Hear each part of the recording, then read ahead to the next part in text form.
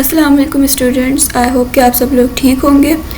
Okay, जैसे हमने chapter 2 complete कर लिया है अपना, तो अब हम इसका रिवीजन स्टार्ट करने जा रहे हैं। चैप्टर नंबर 2 फर्स्ट ईयर में हमारे पास था scalars and vectors. So scalars and vectors में सबसे पहले आता है कि स्केलर एंड वेक्टर का डिफरेंस क्या है। ठीक है, सो स्केलर हम कहते हैं कि वो क्वांटिटीज़ जिनका सिर्फ और सिर्फ मैग्नीट्यूड होता है, उसमें डायरेक्शन की हमें नीड नहीं होती, वो तमाम क्वांटिटीज़ कहलाती हैं स्केलर क्वांटिटीज़।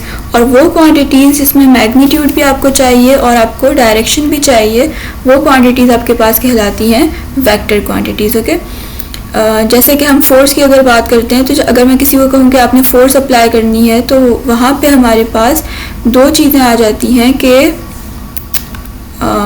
फोर्स का मैग्नीट्यूड भी, कि हमें कितनी फोर्स अप्लाई करनी है, और साथ ही साथ फोर्स का जो फोर्स की डायरेक्शन है वो भी आ जाती है।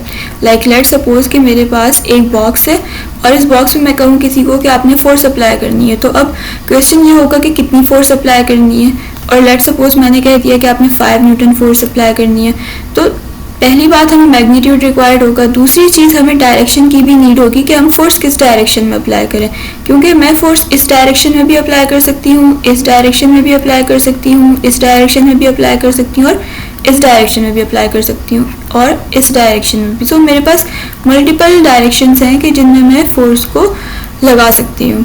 तो इसलिए ऐसी क्वांटिटी जिसमें आपको मैग्नीट्यूड प्लस डायरेक्शन की नीड होती है, वो क्वांटिटीज़ कहलाती हैं आपके पास वेक्टर क्वांटिटीज़। स्केलर क्वांटिटी जैसे कि हमारे पास मैस होता है किसी ऑब्जेक्ट का, तो मैस 5 kg है।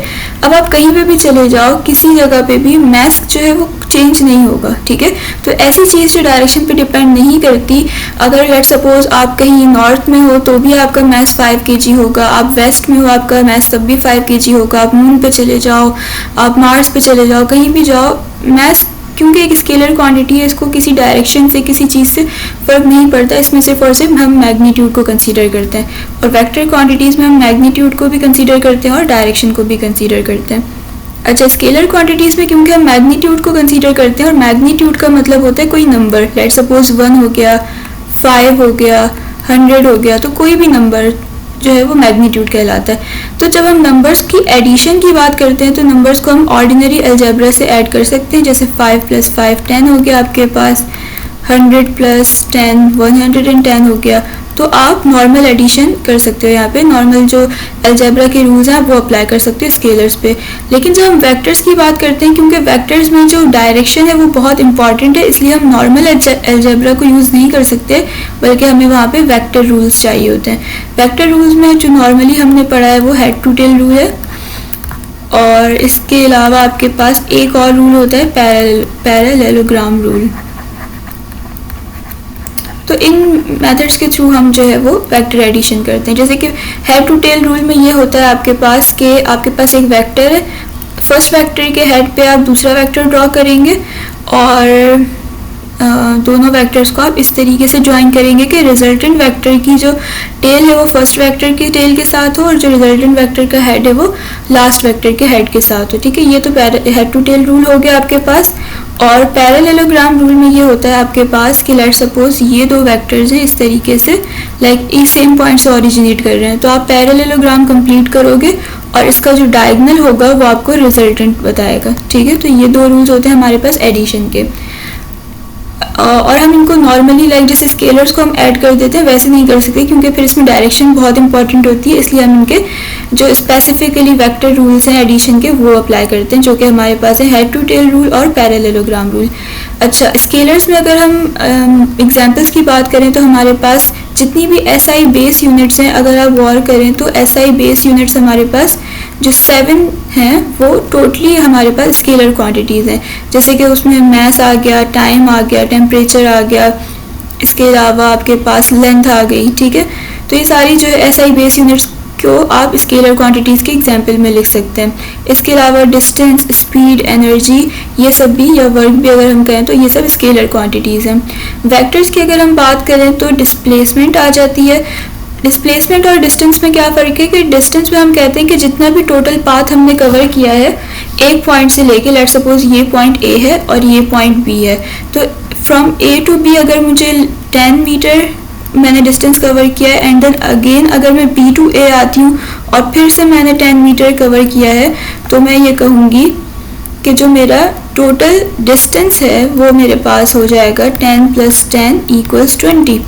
तो ये हमारे पास डिस्टेंस है कि जितना हमने टोटल पाथ कवर किया है वो। और अगर हम डिस्प्लेसमेंट की बात करें तो अगर मैंने A to B distance cover किया है 10 मीटर और दोबारा अगर मैं वापस आती हूँ B to A, अगेन मैं 10 मीटर कवर करती हूँ, तो यहाँ पे हम देखेंगे कि हमारा इनिशियल पोजीशन और फाइनल पोजीशन के दरमियान कितना डिस्टेंस है। ठीक है, तो यहाँ अगर मैं गौर करूँ तो मैंने A से स्टार्ट किया था, A was my starting point and then again A is my ending point। so initial और final position क्योंकि यहाँ पे हमारी सेम ही है, तो मैं अगर गौर करूँ तो स्टार्ट पे भी मैं A पे ही खड़ी हुई थी और एंड पे भी मैं A पे ही खड़ी हुई हूँ, तो कोई डिफरेंस नहीं है, कोई इसमें कोई डिस्टेंस आ नहीं रहा। ठीक है, अगर आपकी स्टार्टिंग पोजीशन और एंडिंग पोजीशन सेम है तो आपके पास यहाँ पे जो डिस्प्लेसमेंट होगी इस केस में वो 0 हो जाएगी। लेकिन अगर हम डिस्टेंस की बात करेंगे तो डिस्टेंस में दोनों जो आपके पास डिस्टेंस है वो आप ऐड करोगे। लेकिन अगर आप डिस्प्लेसमेंट की बात करो तो डिस्प्लेसमेंट में आप ये देखोगे कि आपके स्टार्टिंग पोजीशन और एंडिंग पोजीशन में डिफरेंस कितना है। लेट सपोज हमने यहाँ से स्टार्ट किया, ये हमारा स्टार्टिंग पॉइंट है A, और यहाँ से हमने 10 मीटर डिस्टेंस कवर किया, और जब मैं वापस आ रही हूँ तो मैंने यहाँ से 5 मीटर डिस्टेंस कवर किया। अब अगर मैं देखूं तो मेरा स्टार्टिंग पॉइंट से कितना डिस्टेंस बनेगा, अगर मैं यहाँ से लेके यहाँ तक का डिस्टेंस कैलकुलेट करूं, क्योंकि ये मेरा एंडिंग पॉइंट है और ये मेरा स्टार्टिंग पॉइंट है, तो ये आएगा 5 मीटर। सो यहाँ पे जो मेरी डिस्प्लेसमेंट होगी वो हो जाएगी 5 मीटर। तो ये हमारे पास फ़र्क होता है, क्योंकि फिर डिस्प्लेसमेंट में हम एक पर्टिकुलर डायरेक्शन ले रहे हैं। ठीक है, तो वो हमारे पास वेक्टर क्वांटिटी है, जबकि डिस्टेंस हमारे पास जितना भी पाथ कवर होगा इररिस्पेक्ट ऑफ द डायरेक्शन वो हमारे पास क्या कहलाएगा, स्केलर क्वांटिटी। और डिस्प्लेसमेंट में क्योंकि हम एक प्रॉपर देख रहे हैं कि फाइनल पोजीशन और एंडिंग पोजीशन के दरमियान का डिस्टेंस एक पर्टिकुलर डायरेक्शन को ले रहे हैं, तो वो हमारे पास कहलाएगी डिस्प्लेसमेंट।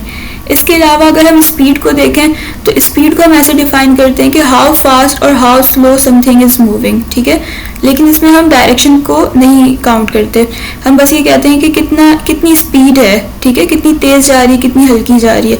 लेकिन जब हम वेलोसिटी को डिफाइन करते हैं तो हम कहते हैं कि it is speed with direction, यानी जो भी स्पीड है उसके साथ में डायरेक्शन को ऐड कर दूँ तो हमारे पास वेलोसिटी बन जाएगी। जैसे कि हमारे पास यहाँ पे लिखा हुआ है कि speed equal 60 km/h is a scalar while velocity equal 60 km/h east is a vector. क्योंकि यहाँ पे डायरेक्शन इंक्लूड हो गई तो ये अब वेलोसिटी है तो स्पीड ही, आपको स्पीड ही बता रही है, बट इसमें एक अगर डायरेक्शन इंक्लूड हो जाएगी तो फिर ये वेक्टर क्वांटिटी हो जाएगी। और अगर हम इसमें से डायरेक्शन को हटा दें तो फिर ये स्पीड बन जाएगी जो कि स्केलर क्वांटिटी है। ठीक है, इसके अलावा आपके पास फोर्स है। फोर्स की मैंने आपको यहाँ पे एग्जांपल बताई है कि हमें डायरेक्शन की नीड होती है। मोमेंटम भी आपके पास एक वेक्टर क्वांटिटी है, क्योंकि आपके पास इसमें अगर आप गौर करें तो हम मास और वेलोसिटी को लेते हैं, और मोमेंटम आपके पास जो है वो, क्योंकि वेलोसिटी इसमें आ रही है तो वेक्टर क्वांटिटी होता है। ठीक है, मोमेंटम भी आपके पास एक वेक्टर क्वांटिटी है। एक्सेलरेशन की अगर हम बात करें तो एक्सेलरेशन आपके पास change in velocity over time होता है। तो यानी कि क्योंकि एक्सेलरेशन में भी आप देखें अगर तो वेलोसिटी का चेंज होना आता है। ठीक है, तो change in velocity over time is acceleration. यहाँ पे एक इम्पॉर्टेंट बात है, वो इससे इतनी रिलेट तो नहीं करती स्केलर एंड वेक्टर से, बट मोस्टली स्टूडेंट उसमें कंफ्यूज रहते हैं, तो मैं यहाँ पे बता देती हूँ कि जब हम बात करते हैं एक्सेलरेशन की तो बच्चे समझते हैं कि एक्सेलरेशन सिर्फ तभी होगी जब हमारे पास वेलोसिटी का मैग्नीट्यूड चेंज होगा। ठीक है, जैसे कि अगर मैं आपसे कहूँ कि आपके पास जो वेलोसिटी है वो 5 मीटर पर सेकेंड है और दोबारा वेलोसिटी 5 मीटर पर सेकेंड है। ठीक है, तो आप बताएं कि इसमें एक्सेलरेशन होगी या नहीं। तो स्टूडेंट मोस्टली कहते हैं कि अगर लेट सपोज टाइम 1 के ऊपर जब टाइम 0 सेकेंड था तो वेलोसिटी हमारी 5 मीटर पर सेकेंड थी, और जब हमने कुछ टाइम पास हो गया तो फिर लेट सपोज हमने 5 सेकेंड्स पे देखा तो वेलोसिटी अभी भी 5 मीटर पर सेकेंड है, और हम एक्सेलरेशन को डिफाइन करते हैं change in velocity over time. ठीक है, तो यहाँ पे क्योंकि चेंज इन वेलोसिटी नहीं आ रहा तो यहाँ पे जो एक्सेलरेशन है वो नहीं होगी, एक्सेलरेशन यहाँ पे 0 होगी। ठीक है, बट अगर हम गौर करें तो वेलोसिटी तो हमारे पास एक वेक्टर क्वांटिटी है। ठीक है, और जो भी वेक्टर क्वांटिटी होती है उसमें हम दो चीज़ें चेक करते हैं, एक तो हम चेक करते हैं मैग्नीट्यूड को और दूसरा हम चेक करते हैं डायरेक्शन को। तो अगर मैंने मैग्नीट्यूड चेक किया है तो ठीक है, मैग्नीट्यूड तो हमारे पास चेंज नहीं हो रहा, तो मैग्नीट्यूड चेंज होने की वजह से वेलोसिटी भी चेंज नहीं होगी। ठीक है, यहाँ पे जो वेलोसिटी का चेंज है, क्योंकि मैग्नीट्यूड चेंज नहीं हो रहा तो वेलोसिटी चेंज नहीं होगी।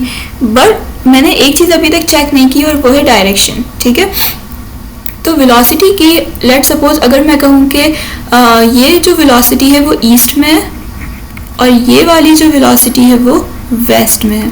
ठीक है, तो अब अगर आप देखें तो यहाँ पे वेलोसिटी की डायरेक्शन तो चेंज हो रही है। ठीक है, अगर डायरेक्शन चेंज हो रही है तो इट मीन्स के फिर वेलोसिटी भी हमारे पास चेंज हो जाएगी। ठीक है, तो यानी कि इवन अगर आपके पास वेलोसिटी का मैग्नीट्यूड सेम हो लेकिन अगर डायरेक्शन चेंज हो तो आपकी वेलोसिटी चेंज होगी, जिसकी वजह से एक्सेलरेशन होगी। ठीक है, तो इस बात में हम एक्सेलरेशन को चेक करते हुए दो चीज़ें चेक करते हैं, वेलोसिटी का मैग्नीट्यूड भी चेक करते हैं और वेलोसिटी की डायरेक्शन भी चेक करते हैं।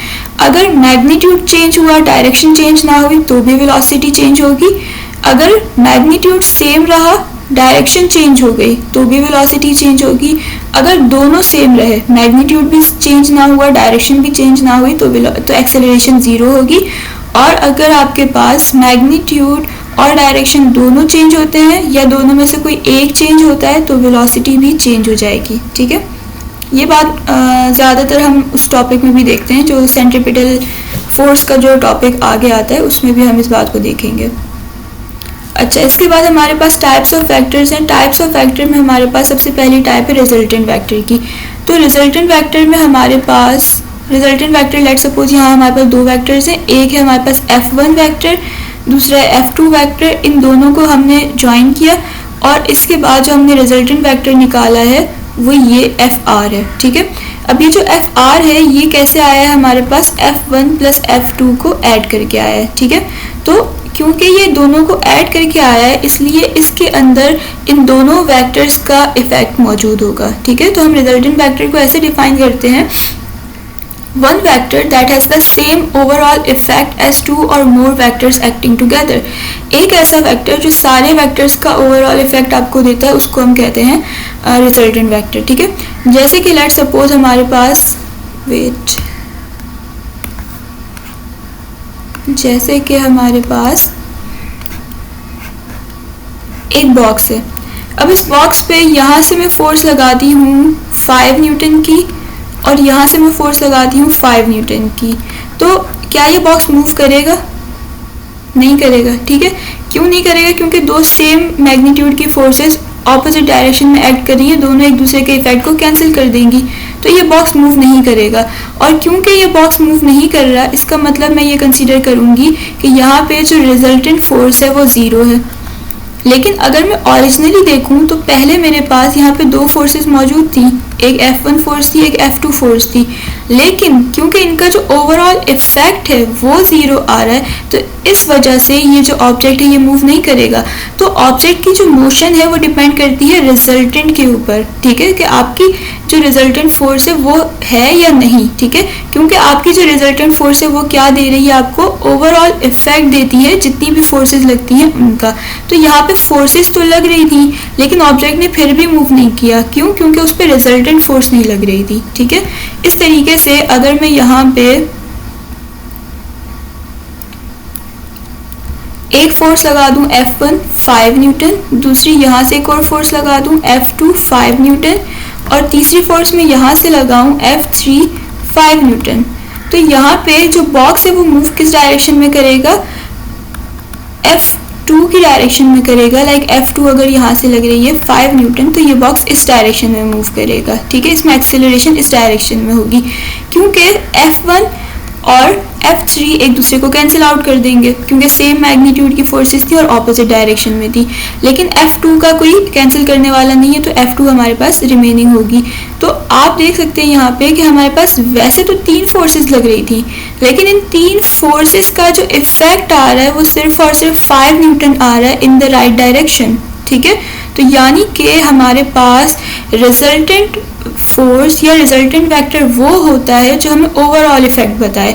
तो यहाँ पे वैसे तो 3 फोर्सेस लग रही हैं, लेकिन ओवरऑल अगर देखा जाए तो इस बॉक्स पे कौन सी फोर्स इफेक्टिव होगी, F2 इफेक्टिव होगी। ठीक है, तो वो फोर्स जो कि आपको रिजल्ट दे, जो कि जिस डायरेक्शन में ऑब्जेक्ट मूव करे, ठीक है, वो हमारे पास कहलाती है रिजल्टेंट फोर्स, या हमारे पास वो वेक्टर कहलाएगा रिजल्टेंट वेक्टर। ठीक है, जो कि रियल में काम कर रहा होता है। यहाँ पे अगर हम देखें तो 3 फोर्सेस लग रही हैं, लेकिन रियल में ऑब्जेक्ट जिस फोर्स की वजह से मूव करेगा वो ये है F2, जो कि हमारी रिजल्टेंट फोर्स है। ठीक है, तो रिजल्टेंट वेक्टर हमारे पास क्या है, एक ऐसा वेक्टर जो कि ओवरऑल इफेक्ट देता है हमारे पास तमाम वेक्टर्स का। जितने भी वेक्टर्स लग रहे हैं, एक्ट कर रहे हैं, उन सब का ओवरऑल इफेक्ट जो हमारे पास वेक्टर देगा उसको हम कहते हैं resultant vector. So resultant vector अगर हम इस डायग्राम के थ्रू देखें तो यहाँ पे हमारे पास 2 वेक्टर्स थे, तो दोनों वेक्टर्स को ऐड करके जो हमारे पास आएगा वो हमारे पास कहलाएगा रिजल्टेंट वेक्टर।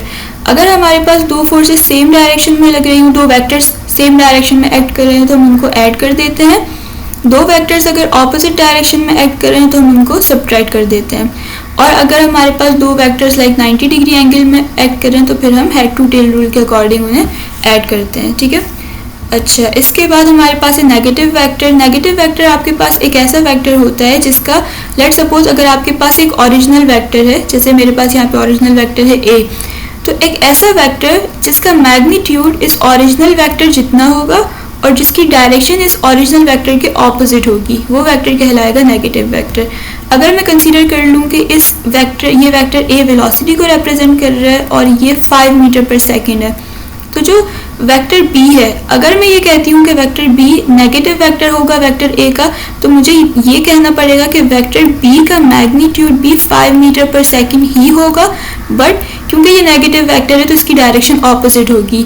और वेक्टर्स में हम डायरेक्शन को शो करने के लिए, लाइक अगर हमें ऑपोजिट डायरेक्शन शो करनी है तो फिर हम साइन को ऑपोजिट कर देते हैं। जैसे अगर ओरिजिनल वेक्टर का साइन पॉजिटिव था तो नेगेटिव वेक्टर का साइन नेगेटिव होगा। ठीक है, तो ये रिप्रेजेंट कर रहा है कि इसकी डायरेक्शन ओरिजिनल वेक्टर की डायरेक्शन के ऑपोजिट है और इसका मैग्नीट्यूड ओरिजिनल वेक्टर के जितना है। ठीक है, जैसे आप यहाँ भी देख सकते हैं कि अगर A इक्वल है 5 न्यूटन वेस्ट में, A equal 5 Newton east, so minus A, क्योंकि यहाँ माइनस लग गया, इट मीन्स माइनस से रिप्रेजेंट कर रहा है कि ये ईस्ट में नहीं होगा बल्कि अब ये वेस्ट में होगा। और क्योंकि A ही है, दोनों वेक्टर A ही हैं, तो इनका मैग्नीट्यूड जो है वो सेम होगा। ठीक है, नेक्स्ट हमारे पास है यूनिट वेक्टर। यूनिट वेक्टर एक ऐसा वेक्टर होता है जिसमें हमारे पास जो मैग्नीट्यूड होता है वो 1 होता है और ये सिर्फ और सिर्फ हमें बताता है डायरेक्शन। ठीक है, जैसे कि हमारे पास अगर x एक्सिस में हमें डायरेक्शन चाहिए तो हम I यूनिट वेक्टर यूज़ करेंगे, अगर हमें y एक्सिस में डायरेक्शन चाहिए तो हम j यूनिट वेक्टर यूज़ करेंगे, और अगर हमें z एक्सिस में डायरेक्शन चाहिए तो हम k यूनिट वेक्टर यूज़ करेंगे। तो ये I, j एंड k ये एक ऐसा वेक्टर, जो अगर हम कहें कि I कौन सा वेक्टर है तो हम कहेंगे कि I एक ऐसा वेक्टर है जिसका मैग्नीट्यूड 1 है और जिसकी direction in the x axis है। अगर हम j को डिफाइन करें तो हम कहेंगे कि j एक ऐसा यूनिट वेक्टर है जिसका मैग्नीट्यूड 1 है और जिसकी डायरेक्शन y एक्सिस में है। और अगर हम z को डिफाइन करें तो हम कहेंगे कि z एक ऐसा यूनिट वेक्टर है जिसका मैग्नीट्यूड 1 है और जिसकी डायरेक्शन k यूनिट वेक्टर एक ऐसा यूनिट वेक्टर है जिसका मैग्नीट्यूड 1 है और जिसकी डायरेक्शन z एक्सिस में है। ठीक है, तो एक ऐसा वेक्टर जिसका मैग्नीट्यूड 1 होता है और जो प्योरली आपको डायरेक्शन बताने के लिए यूज़ होता है उसे हम कहते हैं यूनिट वेक्टर। हमारे पास 3 स्टैंडर्ड यूनिट वेक्टर होते हैं, I, j and k। I होता है x डायरेक्शन में, j होता है y डायरेक्शन में और k होता है हमारे पास z डायरेक्शन में। कभी हमारे पास न्यूमेरिकल्स में कहीं आ जाता है कि यूनिट वेक्टर फाइंड करके बताएं, तो ये यूनिट वेक्टर का फॉर्मूला है आपके पास कि जो भी वेक्टर का आपको मैग्नीट्यूड दिया होगा वो आप रखेंगे, जो भी आपको वेक्टर दिया होगा आप वो रखेंगे और उसका नीचे मैग्नीट्यूड रखेंगे, तो आप इसे सॉल्व कर सकते हैं। ठीक है, अच्छा, फिर हमारे पास आता है नल वेक्टर। नल वेक्टर का मतलब एक ऐसा वेक्टर जिसका मैग्नीट्यूड आपके पास 0 होगा, और क्योंकि मैग्नीट्यूड 0 है तो इसकी कोई डेफिनाइट आपके पास डायरेक्शन नहीं होगी, यानी कि इसको हम रिप्रेजेंट करेंगे एक डॉट से, सिंपल। जैसे कि हम एक एग्जांपल अगर लें कि someone walk 5 meter east then walk 5 meter west, तो अगर कोई पर्सन है जिसने 5 मीटर ईस्ट में वॉक की है एंड देन वो 5 मीटर वेस्ट में वॉक करता है, तो अगर मैं इसकी टोटल डिस्प्लेसमेंट को देखूं तो टोटल डिस्प्लेसमेंट मेरे पास 0 आ जाएगी।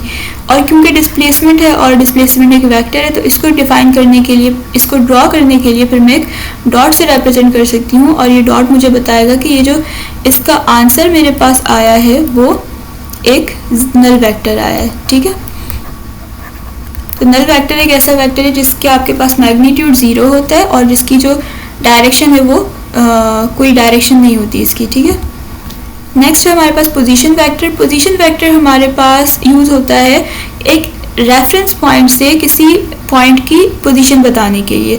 लेट सपोज ये मेरे पास यहाँ पे एक पॉइंट है और मुझे बताना है कि इस पॉइंट की पोजीशन इस ओरिजिन के रिस्पेक्ट से कितनी है। ठीक है, तो मैं यहाँ पे ये देख सकती हूँ कि इस पॉइंट का डिस्टेंस एक्स एक्सिस में कितना है। अच्छा, यहाँ पे देखें इन्होंने एक्स एक्सिस यहाँ बनाया हुआ है, जबकि नॉर्मली हम बनाते हैं यहाँ पे। तो ये आप अपनी मर्जी से कर सकते हैं। लेट सपोज मैं इसको एक्स कह दूँ,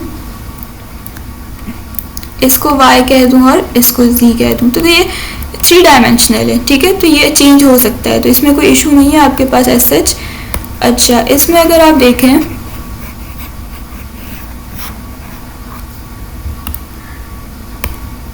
इसमें हमारे पास लेट सपोज एक्स एक्सिस में इस ऑब्जेक्ट ने, जो भी ये ऑब्जेक्ट था, उसने इतना डिस्टेंस कवर किया, वाई एक्सिस में उसने इतना डिस्टेंस कवर किया और जेड एक्सिस में उसने इतना डिस्टेंस कवर किया। ठीक है, तो जब मैं इन सारे पॉइंट्स को मीट करूंगी, लाइक जिस पॉइंट ये सारी लाइन जिस पॉइंट पे इंटरसेक्ट करेंगी, उस पॉइंट पे मुझे एक पोजीशन पता चल जाएगी कि मेरा जो पॉइंट है वो एक्स एक्सिस से इतना दूर है, वाई एक्सिस से इतना दूर है और जेड एक्सिस से इतना दूर है। इसको अगर हम 2 डायमेंशनल में देखें तो हमें ज़्यादा समझ में आता है कि लेट सपोज कि ये एक्स एक्सिस हो गया मेरे पास और ये वाई एक्सिस हो गया, और मैं ये कह दूं कि ये मेरे पास 3 सेंटीमीटर है या 3 मीटर है लेट सपोज, और ये मेरे पास 5 मीटर है। 1 2 3 1 2 3 4 एंड 5। ठीक है, तो अगर मुझे ये बताना हो कि मेरा जो ऑब्जेक्ट है वो एक्स एक्सिस में 3 मीटर डिस्टेंस पर है और वाई एक्सिस में वो 5 मीटर के डिस्टेंस पर है, तो मुझे देखना होगा कि एक्स एक्सिस में अगर 3 मीटर पर है तो यानी कि यहाँ पर है, और वाई एक्सिस में 5 मीटर डिस्टेंस पर है तो फिर यहाँ पर है। यहाँ से मैं 2 लाइंस ड्रॉ करूँगी इस तरीके से, और जिस पॉइंट पर जाके ये दोनों लाइंस मीट करेंगी वो पॉइंट मेरा होगा उस ऑब्जेक्ट की पोजीशन। ठीक है, तो यहाँ से अगर एक वेक्टर को मैं ड्रॉ करूँ, लेट सपोज ये वेक्टर ऐसे ड्रॉ होगा, तो ये वेक्टर मुझे बताएगा, ये वेक्टर हमारे पास कहलाएगा पोजीशन वेक्टर। ठीक है, जो कि मुझे बता रहा है कि ये जो पॉइंट है ये ओरिजिन से एक्स एक्सिस में 3 मीटर दूर है और ये पॉइंट ओरिजिन से वाई एक्सिस में 5 मीटर दूर है। और अगर मैं यहाँ पे जेड एक्सिस बना दूँ तो जेड एक्सिस का भी फिर मैं इस तरीके से ड्रॉ करके जो भी यहाँ पे पोजीशन आएगी, लेट सपोज हम कह देते हैं कि 10 मीटर आ जाती है, तो मैं कह सकती हूँ कि ये पॉइंट जो है वो, इसको मैं इस तरीके से लिख सकती हूँ 3 5 एंड 10। तो ये मुझे बता रहा है कि ये जो स्पेसिफिकली पॉइंट है, इसको मैं P का नाम दे देती हूँ, ये P पॉइंट एक्स एक्सिस में 3 मीटर के डिस्टेंस पर है from the origin, Y axis में ये 5 मीटर पर है फ्रॉम द ओरिजिन, और जेड एक्सिस में ये 10 मीटर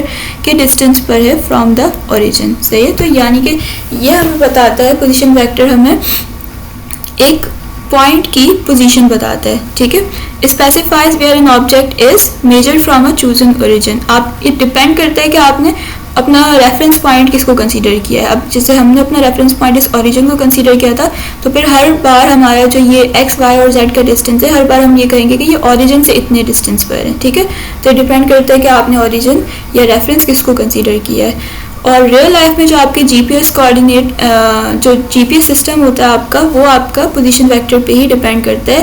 पोजीशन वेक्टर आपको बताता है कि आपके फिक्स रेफरेंस पॉइंट से जो भी पॉइंट जहाँ पे आपकी लोकेशन जहाँ आपने पहुँचना है वो कितना दूर है, एग्जैक्टली आपको उसका डिस्टेंस कैलकुलेट करके बताता है। ठीक है, नेक्स्ट है हमारे पास इक्वल वेक्टर्स। इक्वल वेक्टर बहुत सिंपल है, आपके पास के 2 वेक्टर्स, ऐसे वेक्टर जिनका मैग्नीट्यूड भी सेम होगा और जिनकी डायरेक्शन भी सेम होगी, उसको हम कहेंगे कि वो हमारे पास इक्वल वेक्टर्स हैं। ठीक है, यानी कि अगर A 5 न्यूटन है ईस्ट में और B भी 5 न्यूटन है ईस्ट में, तो मैं कह सकती हूँ कि A and B are equal. ठीक है, 2 वेक्टर्स तब इक्वल होंगे जब हमारे पास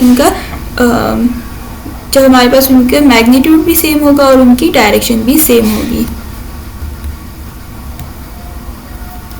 ओके, नेक्स्ट टॉपिक हमारे पास रेजोल्यूशन ऑफ अ वेक्टर है, जो कि बहुत इंपॉर्टेंट वेक्टर है। रेजोल्यूशन ऑफ अ वेक्टर हमारे पास क्या है कि हम एक वेक्टर को स्प्लिट करते हैं उसके दो म्यूचुअली परपेंडिकुलर कंपोनेंट्स के अंदर, ठीक है। जैसे कि हमारे पास आप देख सकते हैं यहाँ पे ये ए वेक्टर है। अगर मैं ए वेक्टर को देखूँ तो ये ए वेक्टर वाई एक्सिस में इतना लाई करता है, ठीक है, यहाँ तक लाई करता है। तो मैं ये कह सकती हूँ कि ये इसका वाई कॉम्पोनेंट हो गया, और एक्स एक्सिस में अगर मैं देखूं तो ये इतना लाई करता है, तो मैं कह सकती हूँ कि ये इसका एक्स कंपोनेंट हो गया, ठीक है। तो अगर मैं एक वेक्टर को उसके म्यूचुअली परपेंडिकुलर कंपोनेंट्स में ब्रेक करूं तो उस ब्रेकिंग को, उस स्प्लिटिंग ऑफ अ वेक्टर को हम कहते हैं रेजोल्यूशन ऑफ अ वेक्टर। इस एग्जाम्पल में ऐसे दे सकती हूँ कि आप अगर दो नंबर्स को ऐड करते हैं तो आपके पास एक नंबर आता है, ठीक है। अब अगर आप इस नंबर को ब्रेक करेंगे तो आप इसको इक्वल पार्ट्स, अगर मैं कहूँ कि इक्वल पार्ट्स में ब्रेक करने, फिर आप इसको इस तरीके से 4 और 4 में ब्रेक कर देंगे, ठीक है। तो ये 4 + 4 = 8 आपके पास एडिशन ऑफ वेक्टर है। जबकि अगर आप 8 को, अगर आप इसको रिवर्स करें कि अगर आप 8 को 2 इक्वल पार्ट्स में डिवाइड करेंगे तो आपके पास एक पार्ट आएगा 4, दूसरा पार्ट आएगा 4। तो ये आपके पास कहलाएगा रेजोल्यूशन ऑफ वेक्टर, ठीक है, जिसमें आप रिवर्स जा रहे हैं। अच्छा, और हम डिफरेंट कंपोनेंट्स में इसको ब्रेक कर सकते हैं, ज़रूरी नहीं है इक्वल पार्ट्स में आए। जैसे कि हमारे पास 5 + 3 ये भी 8 आ जाएगा, ठीक है। इसके अलावा अगर हम देखें तो 2 + 6 ये भी हमें 8 देगा। तो 8 को हम डिफरेंट कंपोनेंट्स में ब्रेक कर सकते हैं, लेकिन अगर हम म्यूचुअली परपेंडिकुलर कंपोनेंट्स में ब्रेक करेंगे, यानी कि अपनी मर्जी से अगर हम ऐसे कंपोनेंट्स में ब्रेक करते हैं जो कि परपेंडिकुलर कंपोनेंट्स हो, तो वो कहलाएगा resolution of a vector into its perpendicular components, ठीक है। और ये परपेंडिकुलर कंपोनेंट्स में ब्रेक करना आसान होता है। जैसे कि मैंने आपको कहा कि अगर एक वेक्टर ए है तो मैं इसको, अगर इस लाइन को मज़ीद आगे लेके जाऊं और वाई एक्सिस में मीट कर रहा हूं, तो यहाँ पे वाई एक्सिस में मुझे एक पॉइंट मिल जाएगा, तो मुझे पता चल जाएगा कि इसका ये वाई कंपोनेंट कितना है। इस तरीके से एक्स कंपोनेंट भी मुझे पता चल जाएगा। तो ये, क्योंकि ये दोनों ए एक्स और ए वाई जो है वो एक दूसरे के साथ परपेंडिकुलर हैं, तो हम कहते हैं कि ये परपेंडिकुलर कंपोनेंट है, ठीक है। तो अगेन मैं बता देती हूँ कि रेजोल्यूशन ऑफ अ वेक्टर क्या है आपके पास, a process of splitting a vector, ठीक है। एक वेक्टर को हम स्प्लिट कर रहे हैं into its 2 mutually perpendicular components, ऐसे कंपोनेंट्स में जो एक दूसरे के साथ क्या है, म्यूचुअली, लाइन सही नहीं बनी, ऐसे वेक्टर्स, ऐसे कंपोनेंट्स जो एक दूसरे के साथ 90 डिग्री के एंगल पर हैं, ठीक है। एक हमारे पास एक्स एक्सिस में है और दूसरा हमारे पास वाई एक्सिस में है। इस प्रोसेस को, इस स्प्लिटिंग ऑफ अ वेक्टर को हम कहते हैं रेजोल्यूशन ऑफ अ वेक्टर, ठीक है। रेजोल्यूशन अगर आपके पास वर्ड आता है तो आप बस समझ जाएं कि ये एडिशन का ऑपोजिट प्रोसेस है। एडिशन में हम दो वेक्टर्स को ऐड कर रहे होते हैं और रेजोल्यूशन में हम दो वेक्टर्स को ब्रेक कर रहे होते हैं, ठीक है। और इक्वल पार्ट्स में अगर हम ब्रेक करें, म्यूचुअली परपेंडिकुलर कंपोनेंट्स में ब्रेक करेंगे तो हमारे पास कहलाएगा resolution of a vector into its two mutually perpendicular components. इसके बाद हमारे पास जो एक्स एक्सिस में कंपोनेंट आता है उसको हम इस तरीके से लिखते हैं कि A X = a cos theta and A Y = a sin theta. इस तरीके से हम इस वजह से लिखते हैं क्योंकि अगर आप यहाँ पे देखो तो अगर ये वेक्टर a है, ये इसका ए वाई कॉम्पोनेंट है, ये इसका ए एक्स कॉम्पोनेंट है, तो आपके पास अगर आपने ए एक्स को फाइंड करना है तो फिर आप यहाँ पे ए एक्स, क्योंकि आपके पास बेस है तो आप cos थीटा की आइडेंटिटी यूज़ करोगे और cos theta = base over hypotenuse, और बेस आपके पास हो गई ए एक्स और हाइपोटेन्यूज आपके पास हो गया a, ठीक है। तो आप इनको पुट करोगे और यहाँ से आपको ए एक्स फाइंड करना है तो ए एक्स हो जाएगा = a cos थीटा। सिमिलरली अगर आपको ए वाई फाइंड करना है तो ए वाई आपके पास परपेंडिकुलर कंपोनेंट है, तो आप साइन थीटा की प्रॉपर्टी को यूज़ करोगे and sine theta = perpendicular over hypotenuse, और यहाँ पे आपके पास आ जाएगा साइन थीटा = परपेंडिकुलर, आपके पास ए वाई था और हाइपोटेन्यूज आपके पास ए था, so A Y will be = a sin theta, ठीक है। जो चीज़ आपको नोन होगी वो आपको ये वेक्टर नोन होगा, ठीक है। जो भी वेक्टर, जिस वेक्टर का ए एक्स कॉम्पोनेंट है, आपको उस वेक्टर की वैल्यू पता होगी और आपने फाइंड करनी है ए एक्स की वैल्यू, ठीक है। तो यानी कि आपको बेस फाइंड करनी है और आपको हाइपोटेन्यूज पता है, तो बेस और हाइपोटेन्यूज आपके पास कॉस के अंदर आते हैं, ठीक है। तो इसलिए आपने ए एक्स फाइंड करने के लिए कॉस यूज़ किया, और ए वाई जब आपने फाइंड करना है तो भी आपको ए की वैल्यू पता होगी, तो आपको पता है कि ए वाई आपके पास परपेंडिकुलर है और ए आपके पास हाइपोटेन्यूस है, तो यहाँ पे आपके पास साइन की प्रॉपर्टी यूज होगी, साइन की जो आइडेंटिटी है वो यूज होगी, जो कि होती है आपके पास परपेंडिकुलर ओवर हाइपोटेन्यूस। ठीक है, अच्छा वहाँ से आप ये फाइंड कर लेंगे। तो ये आपने याद रखना है कि ए एक्स जो एक्स कंपोनेंट होता है वो इक्वल होता है अपने ओरिजिनल वेक्टर के मैग्नीट्यूड के और कॉस थीटा के। ठीक है, और जो ए वाई है आपके पास वो इक्वल होता है ओरिजिनल वेक्टर के मैग्नीट्यूड के और साइन थीटा के। ठीक है, अच्छा स्पेशल वैल्यूज को अगर हम यहाँ पे देखें तो क्या है, कॉस 0 हमारे पास 1 होता है, कॉस 0 हमारे पास 1 है, इसका मतलब जो हमारे पास अगर मैं यहाँ पे cos 0 पुट कर दूँ, इस वाले केस में अगर मैं यहाँ पे cos की वैल्यू 0 पुट करूँगी तो ये आंसर जो है वो a के इक्वल आएगा। ठीक है, cos 0 1 हो जाएगा और यहाँ पे a आ जाएगा, तो a will be equals to ax। Similarly अगर मैं साइन में 0 पुट करूँ तो साइन 0 0 के इक्वल होता है, तो मेरा a y जो है वो 0 हो जाएगा। यानी आपको ये बातें बस देखनी है एक दफ़ा कि अगर हम 1 बाय 1 पुट करते जाएंगे वैल्यूज़ को, जैसे मुझे पता है कि A x equals a cos theta, तो अगर थीटा की वैल्यू मैं पुट करती हूँ 0 तो कॉस 0 1 हो जाएगा और आंसर में मुझे ए एक्स ए के इक्वल आ जाएगा। ठीक है, सिमिलरली अगर मैं ए वाई में पुट करती हूँ ए Y equals a sine theta, अगर मैं साइन की वैल्यू 0 पुट करती हूँ तो साइन 0 आपके पास होता है 0 और a 0 से मल्टीप्लाई होगा तो आपके पास फाइनल आंसर भी 0 आ जाएगा। ठीक है, तो इसका मतलब ये है कि एंगल पर डिपेंड करता है। देखें अगर आपने ये एंगल अगर आप गौर करें तो इस एंगल को अगर मैं 0 कर दूं, ठीक है, ये एंगल आपके पास लेट्स सपोज 0 हो जाए, तो ये एंगल 0 होने से आपके पास जो ए एक्स है यानी कि ये जो a है वो a के इक्वल हो जाएगा। यानी कि आप सोचें कि आपने ये पहले इस तरीके से बना हुआ था, ठीक है, तो कुछ ना कुछ एंगल था, इस एंगल को आपने 0 करना है, इसको 0 करेंगे तो इसका मतलब ये पूरा का पूरा यहीं पे बना होगा। ठीक है, एक्स एक्सिस पे ही बना होगा, यानी ये आपके पास यहाँ पे होगा, एक्स एक्सिस के ऊपर a आ जाएगा, तो a इक्वल हो जाएगा ए एक्स के। सिमिलरली अगर आप इसको अब क्योंकि एंगल 0 है तो आप देख सकते हैं कि यहाँ पे जो a है वो a x के इक्वल आ गया है और a y आपके पास, y में देखें यहाँ कुछ भी नहीं है, ठीक है, तो y 0 हो गया है। ठीक है, सिमिलरली अगर आप एंगल 90 कर देंगे तो एंगल 90 करने पे आपके पास जो ये a वेक्टर था जो यहाँ लाया कर रहा था, अब वो 90 पे यानी कि यहाँ पे लाया करेगा, इस तरीके से वो हॉरिजॉन्टल के साथ 90 डिग्री एंगल बनाएगा।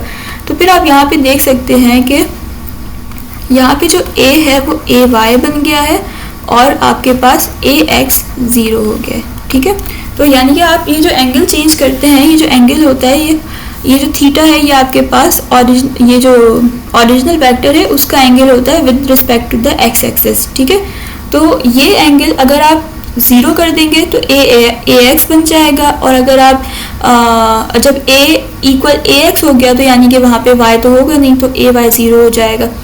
अगर आप a का एंगल 90 डिग्री कर देंगे तो यहाँ पे a वाई के इक्वल हो जाएगा और a x आपके पास 0 हो जाएगा। ठीक है, अच्छा इसके अलावा आपके पास यहाँ पे आप अच्छे तरीके से इसको देख सकते हैं वैसे कि हमने अगर एंगल को 0 कर दिया तो आप देख रहे हैं कि ये जो a वेक्टर है ये x एक्सिस पे लाई कर रहा है, a x एक्सिस पे लाई कर रहा है, इसका मतलब a इक्वल हो गया a x के और y में कुछ भी लाई नहीं कर रहा, तो a y हमारे पास 0 होगा। अगर हम एंगल 90 डिग्री कर दें तो आप देख सकते हैं कि a vector completely y axis में लाई कर रहा है, तो हमारे पास a इक्वल हो जाएगा a y के और x एक्सिस में कुछ भी लाई नहीं कर रहा, तो a x हमारे पास 0 हो जाएगा।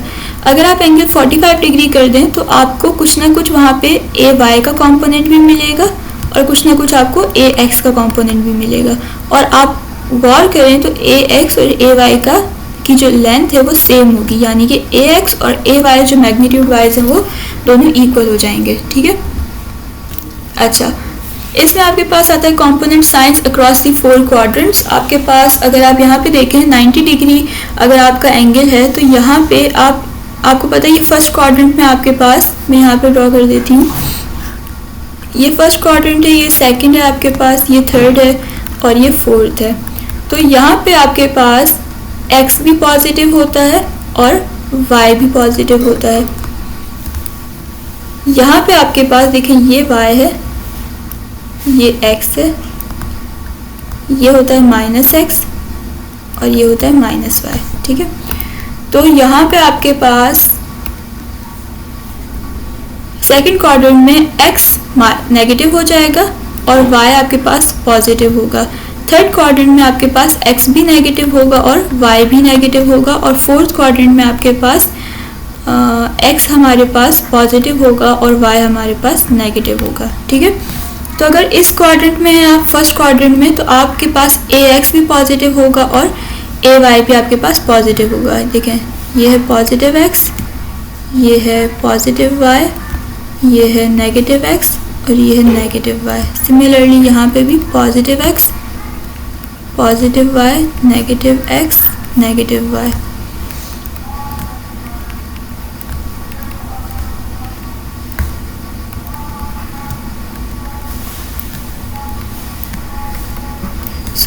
अगर आप फर्स्ट क्वाड्रेंट के अंदर हैं तो इसका मतलब आपके पास जो वेक्टर का x कंपोनेंट है वो भी पॉजिटिव होगा और जो वेक्टर का y कंपोनेंट है वो भी पॉजिटिव होगा।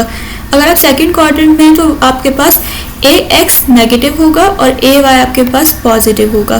थर्ड क्वाड्रेंट में अगर आप हैं तो आपके पास जो x कंपोनेंट है वो भी नेगेटिव होगा और y कंपोनेंट जो है वो भी नेगेटिव होगा। अगर आप फोर्थ क्वाड्रेंट में हैं तो आपके पास जो x है वो पॉजिटिव होगा और जो y है वो नेगेटिव होगा, ठीक है। और यहाँ पे जो एंगल्स की बात बताई गई है, तो अगर आप देखें यहाँ पे आपके पास 0 डिग्री होता है, 0 से आप 90 पे गए, 90 से 180 पे आए, 180 से 270 और फिर 270 से 360। तो आपका अगर फर्स्ट क्वाड्रेंट में है तो यानी कि आपका जो एंगल है वो लाई कर सकते हैं 0 से 90 के दरमियान, ठीक है। और इस तरीके से अगर आप सेकंड क्वाड्रेंट में है तो आपका एंगल लाई कर सकते हैं 90 से 180 के दरमियान। अगर आप थर्ड क्वाड्रेंट में तो आपका एंगल लाई करेगा 180 से 270 के दरमियान और अगर आप फोर्थ क्वाड्रेंट में तो आपका एंगल लाई करेगा 270 से 360 के दरमियान। अच्छा, रिजॉल्विंग और 10 न्यूटन फोर्स एट 30 डिग्री। अगर आपको रिजॉल्व करना है इस फोर्स को इसके कंपोनेंट्स में, तो देखें आपके पास ओरिजिनल फोर्स गिवन है, आपके पास एंगल गिवन है, आपको इसको रिजॉल्व करना है इसके कंपोनेंट्स में। तो आपने अगर fx फाइंड करना है तो इसका फॉर्मूला हो जाएगा f cos थीटा। अभी मैंने आपको बताया कि जब भी हम x एक्सिस में fx फाइंड करते हैं तो हमारे पास f cos थीटा आता है, ठीक है। जैसे कि हमने यहाँ फॉर्मूला पढ़ा है कि ax equals a cos theta. तो ये चीज़ आपने याद रखनी है कि जो x कंपोनेंट है उसमें हमने cos थीटा की आइडेंटिटी यूज़ की थी और जो y कंपोनेंट है उसमें हमने sin थीटा की आइडेंटिटी यूज़ की थी। तो x कंपोनेंट जिस चीज़ का भी निकालना होगा उसमें cos थीटा आएगा और y कंपोनेंट जिस चीज़ का भी निकालना होगा हमें उस चीज़ में sin थीटा आएगा। तो fx इक्वल हो गया f cos थीटा के। आपके पास ओरिजिनल वेक्टर का मैग्नीट्यूड गिवन है, ठीक है, वो हो गया 10 cos और एंगल आपको गिवन है 30। जब आप इसको सॉल्व करेंगे तो आंसर आपके पास आएगा 8.66 न्यूटन। तो आप इसे क्रॉस चेक भी कर लीजिएगा। इसके अलावा जब आप fy फाइंड करेंगे तो वो हो जाएगा f sin थीटा के। f की वैल्यू अगेन आपके पास है 10 sin 30। तो जब आप इसे सॉल्व करेंगे तो आंसर आ जाएगा 5 न्यूटन, ठीक है। तो इस तरीके से अगर आपको ओरिजिनल फोर्स दी हो, एंगल दिया हो, तो आप उसको रिजॉल्व कर सकते हैं उसके x कंपोनेंट में और उसके y कंपोनेंट में। आई होप कि आपको ये वाली बात समझ में आ गई होगी। अच्छा, यहाँ पे जो एंगल दिया जाता है इसको आपने हमेशा याद रखना है कि जो भी आपको एंगल दिया होता है वो हमेशा आपको x एक्सिस की रिस्पेक्ट से दिया होता है और हमेशा आपको छोटा एंगल दिया होगा, ठीक है। यानी कि आप इस तरीके से बड़ा एंगल कंसीडर नहीं करेंगे, हमेशा जब भी एंगल हम देखते हैं हम छोटा एंगल कंसीडर करते हैं। तो जो भी एंगल आपको दिया होगा वो with respect to x axis ही दिया होगा, ठीक है। नेक्स्ट है आपके पास addition of vectors by rectangular components. आपने एडिशन ऑफ वेक्टर कैसे करना है, देखें यहाँ पे आपके पास एक वेक्टर था a, ठीक है, ये है वेक्टर a आपके पास और ये आपके पास है, ये जो वेक्टर a है ये बना है आपके पास a1 और a2 से, ठीक है। यानी कि आपके पास एक वेक्टर था a1 और एक वेक्टर था a2। देखिए हेड टू टेल रूल यहाँ पे अप्लाई हो रहा है और इन दोनों वेक्टर्स को जब मैंने ऐड किया तो मेरे पास एक वेक्टर आया a। अब मुझे क्या करना है, मुझे एडिशन ऑफ वेक्टर करनी है बाय रेक्टेंगुलर कंपोनेंट्स। तो रेक्टेंगुलर कंपोनेंट्स का मतलब है मुझे इन वेक्टर्स को इनके रेक्टेंगुलर कंपोनेंट्स में ब्रेक करना होगा, यानी मुझे इन वेक्टर्स को ax और ay में ब्रेक करना होगा, ठीक है। तो क्या करेंगे, हम पहले रिजॉल्व करेंगे each vector a1 a2 into its x and y components using θ1 and θ2। देखें θ1 एंड θ2 क्या है आपके पास, मैंने अभी आपको बताया कि ये आपके पास x एक्सिस है, तो ये जो a1 वेक्टर है ये x एक्सिस के साथ जो एंगल बनाएगा उसको हम θ1 कह देंगे। सिमिलरली ये x एक्सिस है हमारे पास, और ये जो a2 वेक्टर है ये जो एंगल बनाएगा x एक्सिस के साथ उसको हम θ2 कहेंगे, ठीक है। और ये जो a वेक्टर है ये जो एंगल बनाएगा x एक्सिस के साथ उसको हम θ कहेंगे, ठीक है। तो ये यहाँ पे आप अच्छे तरीके से देख सकते हैं कि ये जो वेक्टर a है आपके पास, इसने जो एंगल बनाया है x एक्सिस के साथ वो ये है θ, ठीक है। ये आप देख सकते हैं ये x एक्सिस है और इसने x एक्सिस के साथ जो एंगल बनाया है वो है θ। और ये जो a1 है आपके पास, a1 ने ये ओवरलैप हो गया थोड़ा सा,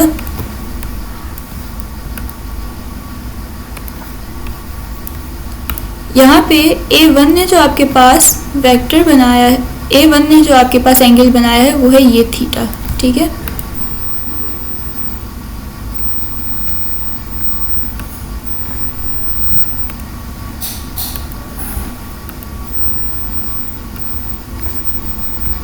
a1 ने जो आपके पास एंगल बनाया है वो है आपके पास ये a1 है, तो ये आपके पास कहलाएगा θ1, ठीक है, x एक्सिस के साथ कहेंगे। ये जो a वेक्टर है इसने जो एंगल बनाया है ये है θ, ये वाला एंगल, और ये जो a2 है इसने जो एंगल बनाया है वो है ये θ2, ठीक है। ये x एक्सिस के साथ बन रहा है एंगल, यहाँ पे भी ये x एक्सिस के साथ बन रहा है। तो a1 वाला कहलाएगा θ1, a वाला कहलाएगा θ और a2 वाला कहलाएगा θ2।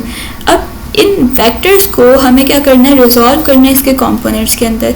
तो अगर आप देखें तो a1 जो है, मैं यहाँ से सब कुछ इरेज कर दूँ पहले,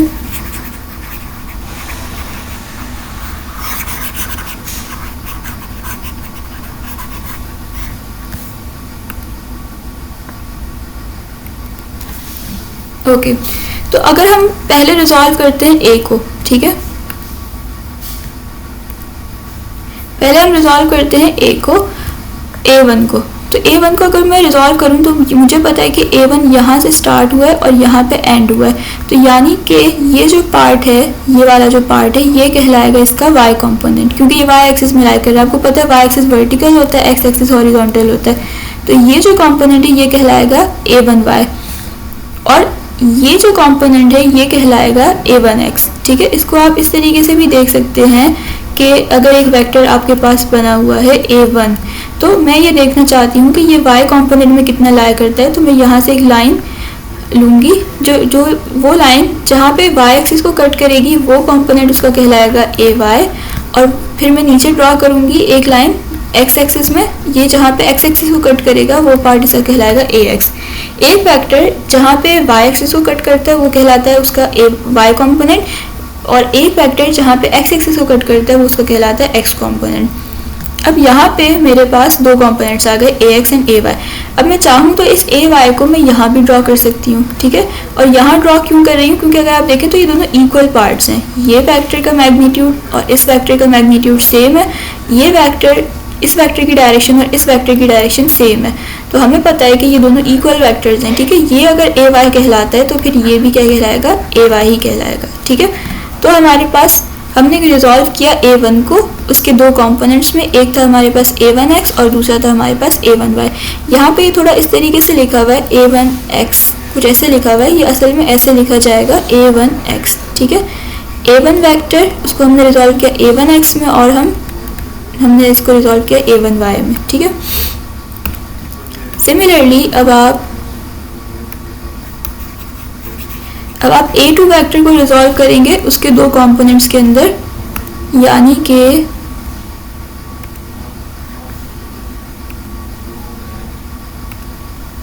ये जो वेक्टर a2 है, अगर मैं देखूं तो इसका यहाँ पे ये एंड हो रहा है और यहाँ से ये स्टार्ट हो रहा है, तो अगर मैं इसको देखूं ये y एक्सिस में कितना कट कर रहा है तो मुझे पता चलेगा कि ये y एक्सिस में इतना कट कर रहा है, ठीक है। तो ये है हमारे पास a2y, और देखिए ये वेक्टर और ये वेक्टर जो यहाँ बनेगा, इन दोनों का मैग्नीट्यूड भी सेम है और डायरेक्शन भी सेम है, तो अगर मैं इसको a2y कह रही हूँ तो मैं इसको भी a2y कह सकती हूँ, ठीक है। सिमिलरली मैं देखना चाहती हूँ कि x एक्सिस में कितना कट कर रहा है, तो मैं यहाँ से लाइन ड्रॉ करूँगी x एक्सिस में, तो मुझे पता चलेगा कि एक्सिस में इतना कट कर रहा है, तो यानी कि ये कहलाएगा a2x।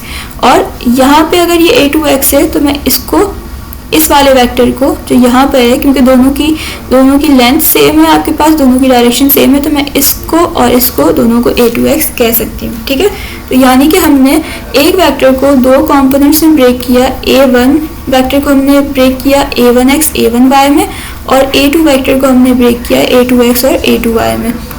अब हम वेक्टर a को भी रिजॉल्व करेंगे।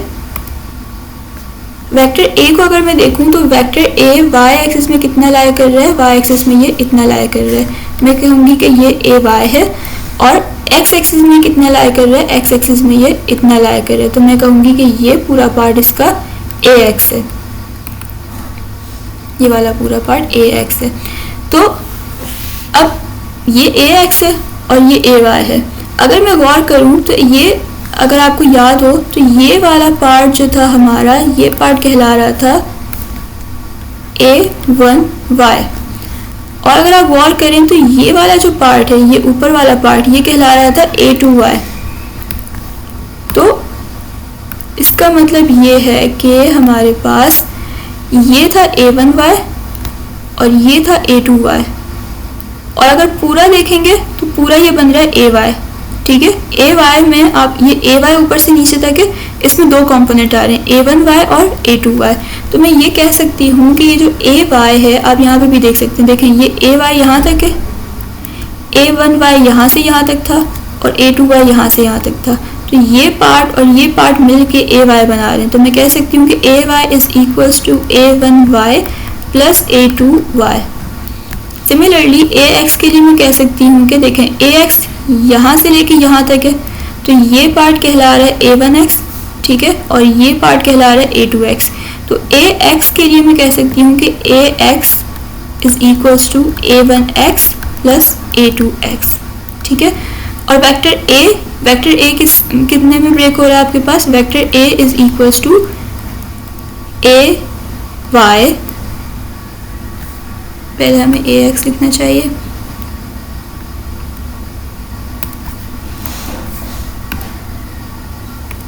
वेक्टर a के लिए मैं लिख सकती हूँ कि ये है ax प्लस ay।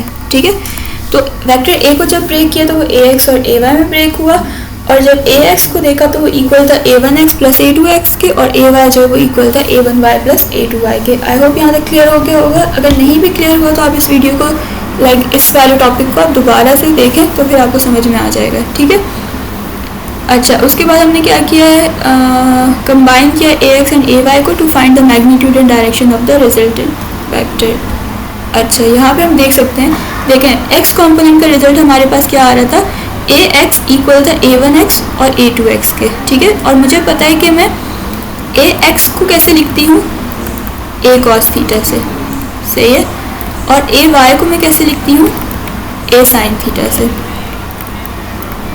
तो अगर ax इक्वल है a1x और a2x के, तो मैं a1x की जगह लिख सकती हूँ a1 cos थीटा 1, a2x की जगह मैं लिख सकती हूँ a2 cos थीटा 2। ठीक है, इस तरीके से ay इक्वल था a1y प्लस a2y के, a1y को मैं लिख सकती हूँ a1 sin थीटा 1, और a2y को मैं लिख सकती हूँ a2 sin theta 2। a equal था हमारे पास ax प्लस ay के। देखें, अगर मुझे मैग्नीट्यूड निकालना है, अगर आप गौर करें तो a मेरे पास इस तरीके से था, ये उसका ay कंपोनेंट था और ये उसका ax कंपोनेंट था। तो हम यहाँ पे पाइथागोरस थ्योरम अप्लाई कर सकते हैं अगर मुझे a फाइंड करना है तो a की वैल्यू किसकी इक्वल हो जाएगी, under root ax square plus ay square के। ठीक है,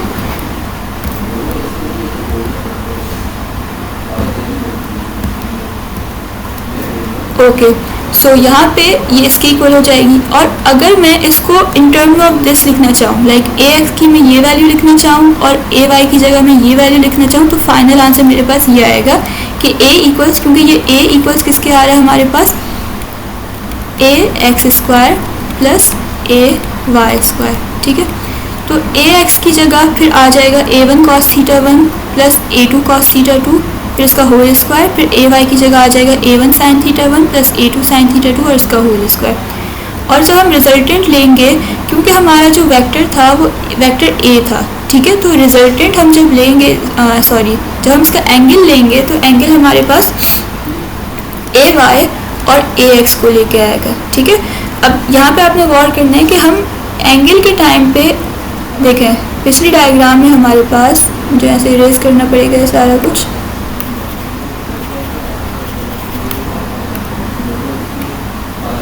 ओके। सो यहाँ पे हमारे पास अगर आप गौर करें तो ए जो है ना वो A1 और A2 से बना है। तो ये मिस्टेक करते हैं स्टूडेंट्स के हमारे पास वो इसको देखते हैं कि हमारे पास A था, A1 था और A2 था। तो एंगल लेते हुए वो क्या फार्मूला यूज़ कर लेते हैं गलती से, tan inverse A2 over A1, ठीक है। आपने ये नहीं करना, ये इसके परपेंडिकुलर कंपोनेंट्स नहीं है। परपेंडिकुलर कंपोनेंट्स कौन से हैं इसके, AY और AX। सो आपने एंगल लेते हुए tan inverse AY over AX को यूज़ करना, नॉट A2 ओवर A1, ठीक है। अच्छा, इसके बाद आपने ये कर लिया, एंगल भी आ गया आपके पास। तो आपके पास एंगल का फार्मूला ये हो जाएगा और ये वाला फार्मूला हो जाएगा। अब डिपेंड करता है कि आपके पास क्या चीज़ गिवन है। अगर आपको डायरेक्ट उन्होंने वैल्यू दी हुई है AX और AY की, तो आप डायरेक्ट A फाइंड करने के लिए ये वाला फार्मूला अप्लाई करेंगे। अगर डायरेक्ट आपको AX और AY की वैल्यू नहीं दी हुई, बल्कि A की वैल्यू और उसका एंगल, फिर लाइक A1 की वैल्यू और उसका एंगल, दूसरे वेक्टर की वैल्यू और उसका एंगल, ये चीज़ें दी हुई हैं, तो फिर आपको प्रॉपरली ये वाला फार्मूला यूज़ करना पड़ेगा, ठीक है। सिमिलरली एंगल फाइंड करते हुए आप जो भी ओरिजिनल वेक्टर है उसका y कंपोनेंट और उसका x कंपोनेंट यूज़ करेंगे तो आपको एंगल फाइंड हो जाएगा। इससे रिलेटेड एक क्वेश्चन है आपके पास, ये वाला question, finding the resultant of two forces, ठीक है। तो आप देखें यहाँ पे आपको एक वेक्टर दिया हुआ है 10 न्यूटन और एक वेक्टर दिया हुआ है 8 न्यूटन। तो ये हमारी पिछली एग्जाम्पल की तरह ही है। इस डायग्राम को आप इग्नोर कर दीजिएगा, ये इनकम्प्लीट है थोड़ी। यहाँ पे आपके पास एक वेक्टर है 10 न्यूटन का, वेक्टर A जो कि है 10 न्यूटन और जो कि x एक्सिस के साथ एंगल बना रहा है 30 डिग्री। फिर हमारे पास एक वेक्टर है B दैट इज़ 8 न्यूटन जो कि x एक्सिस के साथ एंगल बना रहा है हमारे पास 60 डिग्री। इस पे हमें फाइंड करनी है वैल्यू रिजल्टेंट वेक्टर की।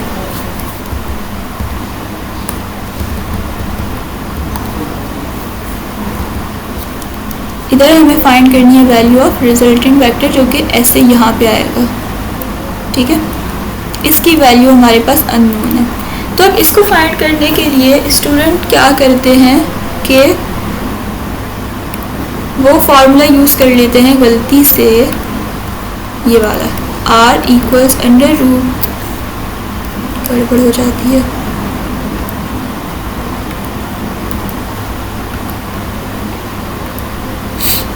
R equals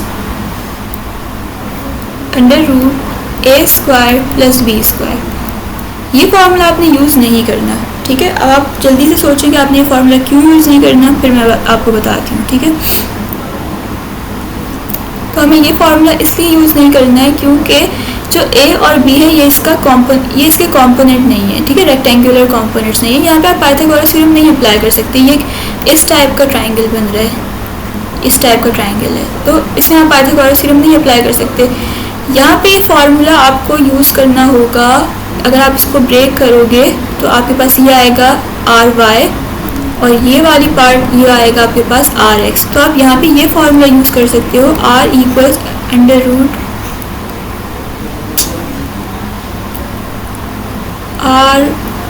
RY square, RX पहले लिख सकते हैं, RY बाद में मर्जी आपकी, RY square plus RX square, ठीक है। तो आपको कॉम्पोनेंट्स को यूज़ करना है, ये वाला फार्मूला आप यूज़ नहीं कर सकते। और वजह क्या है, क्योंकि ये A और B के रेक्टेंगुलर कॉम्पोनेंट्स नहीं है, ये राइट एंगल ट्रायंगल नहीं बना रहे, इस वजह से आप ये वाला फार्मूला यहाँ पे यूज़ नहीं कर सकते। अच्छा, अब आप क्या करोगे, अब आप ये भी जल्दी से सोचें कि आपने यहाँ पे कौन सा वाला फार्मूला यूज़ करना है, और उसके बाद मैं यहाँ पे सॉल्व करती हूँ इस क्वेश्चन को। देखें, आपके पास वेक्टर A दिया हुआ है, आपके पास वेक्टर B दिया हुआ है, ठीक है। तो यानी कि आप जो फार्मूला यूज़ कर सकते हैं, अगर आप देखें पीछे, तो डायरेक्ट A और B से करके हमारे पास कोई ऐसा फार्मूला नहीं है जिसमें हमारे पास A और B आता हो। लेकिन आप देखें, हमारे पास A भी दिया हुआ है, उसका एंगल भी दिया हुआ है, B भी दिया हुआ है, उसका एंगल भी दिया हुआ है। तो अगर मैं देखूँ तो या मैं इसको रिवर्स लेके जाके आपको दिखाती हूँ। देखें, वेक्टर आर किससे बन रहा है, आर वाई और आर एक्स से, ठीक है। मैं इसको ऐसे लिख देती हूँ, वेक्टर आर किन कॉम्पोनेंट से बना है आपके पास, R X square plus R Y square, ठीक है। आर एक्स की वैल्यू और आर वाई की वैल्यू नहीं दी हुई किसकी वैल्यू है, ए और बी की, तो इसका मतलब मुझे इसको ब्रेक करना पड़ेगा। अगर मैं देखूँ तो आर एक्स में यहाँ पे अगर आप देखें तो ये ए एक्स हो जाएगा और ये वाला पार्ट जो है वो बी एक्स हो जाएगा। ये डायग्राम थोड़ी ख़राब है, तो आप जब सही से बनाएंगे तो आपको नज़र आ जाएगा उसमें कि ये ए एक्स का पार्ट आएगा और ये बी एक्स का पार्ट आएगा। तो आर एक्स के लिए मैं लिख सकती हूँ, आर एक्स की जगह ए एक्स प्लस बी एक्स का होल स्क्वायर, और आर वाई में पार्ट आएगा ए वाई का और बी वाई का, जो हमने पीछे भी देखा है। तो यहाँ मैं लिख सकती हूँ ए वाई प्लस बी वाई का होल स्क्वायर। लेकिन इंटरेस्टिंगली मुझे ए एक्स और बी एक्स की वैल्यू भी नहीं दी हुई, मुझे तो ए की वैल्यू और बी की वैल्यू दी हुई। फिर मुझे इसको दोबारा से लिखना पड़ेगा और मैं इसको लिख सकती हूँ, मुझे पता है ए इक्वल होता है ए कॉस थीटा के, बी इक्वल होता है बी कॉस थीटा के, और इसके ऊपर आ जाएगा इसका होल स्क्वायर, प्लस ए वाई इक्वल हो जाएगा ए साइन थीटा के और बी वाई इक्वल हो जाएगा बी साइन थीटा के, और फिर इसका भी होल स्क्वायर। अब आपको ए की वैल्यू भी दी हुई है, एंगल की वैल्यू भी दी हुई है। देखें, ए की वैल्यू 10 होगी, थीटा की वैल्यू 30 होगी, बी की वैल्यू 8 होगी, थीटा की वैल्यू 60 होगी। जब आप इसको पूरा पुट करेंगे, जब आप इसमें वैल्यूज पुट करेंगे तो क्या हो जाएगा, 10 cos 30 प्लस 8 cos 60 का whole square, similarly 10 sin 30 plus 8 sin 60 का होल स्क्वायर। तो फाइनल आंसर आपके पास आ जाएगा 17.4 न्यूटन, ठीक है। या इधर मैं और करूँ इसको, चलें सही है, 17.4 न्यूटन आपके पास फाइनल आंसर आ जाएगा, ठीक है। देखें, हम R X R Y use नहीं कर सकते थे क्योंकि हमें वैल्यूज़ नहीं दी हुई थी। फिर आर एक्स आर वाई का हमें पता है कि आर एक्स क्योंकि ए और बी से बना है, तो हमारे पास आर एक्स हो जाएगा A X B plus B X, R Y हो जाएगा A Y plus B Y. अब ना ए एक्स दिया, ना ए वाई दिया, ना बी एक्स दिया, ना बी वाई दिया, तो हम इसको भी फर्दर एक्सपेंड करेंगे। तो ए एक्स हो जाएगा ए कॉस थीटा, बी एक्स हो जाएगा बी कॉस थीटा, ए वाई हो जाएगा ए साइन थीटा और बी वाई हो जाएगा बी साइन थीटा। फिर ए बी थीटा सबकी वैल्यूज दी हुई हैं, पुट करेंगे और आंसर आ जाएगा। अब जो आपको एंगल निकालना होगा, अगेन मैं आपको बता रही हूँ कि एंगल निकालते हुए आपने बी और ए की वैल्यूज़ को नहीं रखना, ठीक है। एंगल निकालते हुए भी आपने आर वाई और आर एक्स को रखना है। तो एंगल का जो फॉर्मूला होगा आपके पास वो हो जाएगा tan inverse R Y over R X. यहाँ पे आपके पास tan इनवर्स आर वाई की वैल्यू, जब आप ये सारा कुछ सॉल्व करेंगे तो यहाँ पे एक वैल्यू आ रही होगी जो कि हमारे पास यहाँ पे आई है 11.93, तो ये हो जाएगी 11.93। और जब आप इस पूरे पार्ट को सॉल्व करेंगे, क्योंकि मैंने डायरेक्ट आंसर लिखा तो मुझे बीच में जो वैल्यू आई है वो नहीं पता, तो ये जब सॉल्व करेंगे आप तो वो यहाँ पे आएगी आर एक्स की वैल्यू 12.66। तो यहाँ से आप tan इनवर्स निकालेंगे तो आपके पास एंगल आ जाएगा 43.3। tan इनवर्स निकालने का तरीका क्या होता है, आप अपना कैलकुलेटर, जो साइंटिफिक कैलकुलेटर, उसको ऑन करेंगे, आप शिफ्ट प्रेस करेंगे, फिर आप जो tan होता है उसको प्रेस करेंगे और फिर आपके पास ऐसे स्क्रीन पे लिखा हुआ आ जाएगा tan इनवर्स और एक ब्रैकेट आ जाएगा। फिर आपने जो भी वैल्यू पुट करनी है वो करेंगे एंड देन आप ब्रैकेट क्लोज करेंगे और इक्वल प्रेस करेंगे तो आपके पास आंसर आ जाएगा। शिफ्ट 10 प्रेस करने से आपके पास tan इनवर्स आ जाता है। उसके बाद अपना जो भी आपने वैल्यू पुट करनी है वो पुट करें तो आपके पास आंसर आ जाएगा, ठीक है। इसके बाद हमारे पास जो टॉपिक है वो है स्केलर प्रोडक्ट ऑफ वेक्टर्स का। स्केलर प्रोडक्ट और डॉट प्रोडक्ट हमारे पास, देखें, हम जो भी हमारे पास वेक्टर्स होते हैं ना, उनको मल्टीप्लाई करने का हमारे पास दो मेथड्स होते हैं कि अगर मेरे पास एक वेक्टर है और बस दूसरा एक वेक्टर है तो मैं इन वेक्टर्स को दो तरीक़ों से मल्टीप्लाई कर सकती हूँ। अगर इन वेक्टर्स को मैं मल्टीप्लाई करूँ तो आंसर मेरे पास स्केलर भी आ सकता है और दो वेक्टर्स को मल्टीप्लाई करने पे मेरे पास आंसर वेक्टर भी आ सकता है, ठीक है। तो अगर दो वेक्टर्स को मल्टीप्लाई करें आंसर स्केलर आएगा तो हम कहेंगे कि ये हमारे पास स्केलर या फिर डॉट प्रोडक्ट है, ठीक है। प्रोडक्ट का मतलब है मल्टीप्लिकेशन। और दो वेक्टर्स को मल्टीप्लाई करें तो हमारे पास अगर वेक्टर आता है तो हम इसे कहते हैं कि ये वेक्टर या फिर क्रॉस प्रोडक्ट है। तो दो वेक्टर्स को हम मल्टीप्लाई कर सकते हैं डॉट प्रोडक्ट से या क्रॉस प्रोडक्ट से। जब हम दो वेक्टर्स को मल्टीप्लाई करते हैं और आंसर स्केलर क्वांटिटी आती है तो उसको हम कहते हैं कि ये हमारे पास स्केलर प्रोडक्ट है या डॉट प्रोडक्ट है। और अगर हम दो वेक्टर्स को मल्टीप्लाई करते हैं और हमारे पास एक वेक्टर क्वांटिटी आती है तो हम कहते हैं कि ये वेक्टर प्रोडक्ट है या क्रॉस प्रोडक्ट है। The scalar product or dot product of two vectors is defined as the product of their magnitudes and the cosine of the angle between them। दो वेक्टर्स हैं हमारे पास a और b, इनको जब मैंने मल्टीप्लाई किया तो इसका जो आंसर आएगा वो किसके इक्वल होगा, magnitude of the first vector, magnitude of the second vector and then the angle between, the cosine of the angle between them। जैसे कि यहाँ पे आप देख सकते हैं मेरे पास एक वेक्टर था a और दूसरा वेक्टर था b, तो अगर मैं डॉट प्रोडक्ट लूँगी a डॉट b की तो इसका आंसर किसके इक्वल होगा, magnitude of the first vector, magnitude of the second vector and cosine of the angle between them. तो लेट्स सपोज कि इसकी वैल्यू हमारे पास 5 न्यूटन है और ये वैल्यू है हमारे पास 3 मीटर। ये डिस्प्लेसमेंट को शो कर रहा है, ये फोर्स को शो कर रहा है। तो यहाँ पे आ जाएगा 5 multiply by 3 multiply by cos, और एंगल लेट सपोज हमारे पास कॉस 0 है। तो यहाँ पे 0 तो नहीं हो सकता, यहाँ तो कुछ 45 डिग्री होगा, ठीक है। तो यहाँ पे ये 45 है, तो इसकी वैल्यू आपने कैलकुलेट करनी है कि यहाँ पे क्या आंसर आएगा, और जो आंसर आएगा उसकी यूनिट हमारे पास न्यूटन मीटर होगी। अगर हम अपने आंसर को देखें तो यहाँ पे कुछ भी नंबर आएगा, लेट सपोज मैं कह दूँ कि 13.5, लेट सपोज 13.5 आता है, तो हमारे पास जो 13.5 है ये एक मैग्नीट्यूड है, और क्योंकि ये मैग्नीट्यूड है इसका मतलब ये एक स्केलर है, ठीक है। जो भी क्वांटिटी है वो स्केलर है, क्योंकि इसमें डायरेक्शन इन्वॉल्व नहीं है तो ऑब्वियस सी बात है कि फिर ये एक स्केलर क्वांटिटी कहलाएगी। तो हम कह सकते हैं कि डॉट प्रोडक्ट का जो हमारे पास आंसर आता है वो एक स्केलर क्वांटिटी आती है। तो डॉट प्रोडक्ट आपके पास, इसकी सबसे अच्छी एग्जांपल आपके पास वर्क डन की होती है। वर्क डन में हमारे पास क्या होता है कि अच्छा, वो जो एग्जांपल्स है वो नेक्स्ट स्लाइड में आएंगे तो फिर वहाँ पे हम इसको डिस्कस कर लेते हैं। फिलहाल हम इसकी डेफिनेशन देखते हैं कि डॉट प्रोडक्ट हमारे पास क्या है कि जब हम दो वेक्टर्स को मल्टीप्लाई करें और आंसर हमारे पास स्केलर आ जाए तो हम ऐसे प्रोडक्ट को कहते हैं स्केलर प्रोडक्ट या डॉट प्रोडक्ट। और हम दूसरे तरीके से क्या डिफाइन कर सकते हैं कि स्केलर और dot product of two vectors is defined as the product of their magnitudes and the cosine of the angle between them. दोनों वेक्टर्स का मैग्नीट्यूड और उनके कोसाइन ऑफ द एंगल को जब हम मल्टीप्लाई करते हैं तो हमारे पास जो आंसर आता है उसको हम कहते हैं डॉट प्रोडक्ट और scalar product. The result of the dot product is a scalar quantity and dot product tells us how much one vector acts in the direction of the other vector. यह हमें बताता है कि एक vector दूसरे vector की direction में कितना एक्ट कर रहा है। देखिए अब हम इसको डिस्कस करते हैं, ये वाला पॉइंट। यहाँ पे आप इस चीज़ को देखें कि जो सबसे अच्छी एग्जाम्पल हमारे पास है डॉट प्रोडक्ट की वो है हमारे पास वर्क डन, और इसमें सबसे अच्छी एग्जांपल हमारे पास ये आती है कि जो छोटे बच्चे करते हैं कि गाड़ी को धागे से बांधते हैं और खींच के लेके जा रहे होते हैं। तो उसमें आप देखें कि जो बच्चा है वो इस डायरेक्शन में फोर्स लगा रहा होता है, ठीक है। तो अगर इस डायरेक्शन में बच्चा फोर्स लगा रहा है, इसको मैं कह देती हूँ फोर्स, ये फैक्टर है फोर्स का, ठीक है। तो अगर कोई बच्चा यहाँ पे फोर्स इस डायरेक्शन में लगा रहा है तो ऑब्जेक्ट को चाहिए कि वो इस डायरेक्शन में डिस्प्लेस करे। लेकिन हम देखते हैं अगर हम धागे से किसी चीज़ को बांध रहे हैं और नीचे ज़मीन पे रख के इसको ऐसे लेके जा रहे हो तो वो आगे की तरफ आता है। हमारी फोर्स एक एंगल पे लग रही है ज़मीन के साथ, लेकिन जो ऑब्जेक्ट है वो इस डायरेक्शन में डिस्प्लेस करेगा, ठीक है। तो इसका मतलब ये है कि मेरी सारी की सारी फोर्स उस डायरेक्शन, सारी की सारी फोर्स डिस्प्लेसमेंट में नहीं लग रही, क्योंकि अगर लग रही होती तो जिस डायरेक्शन में फोर्स है उस डायरेक्शन में ऑब्जेक्ट डिस्प्लेस करता।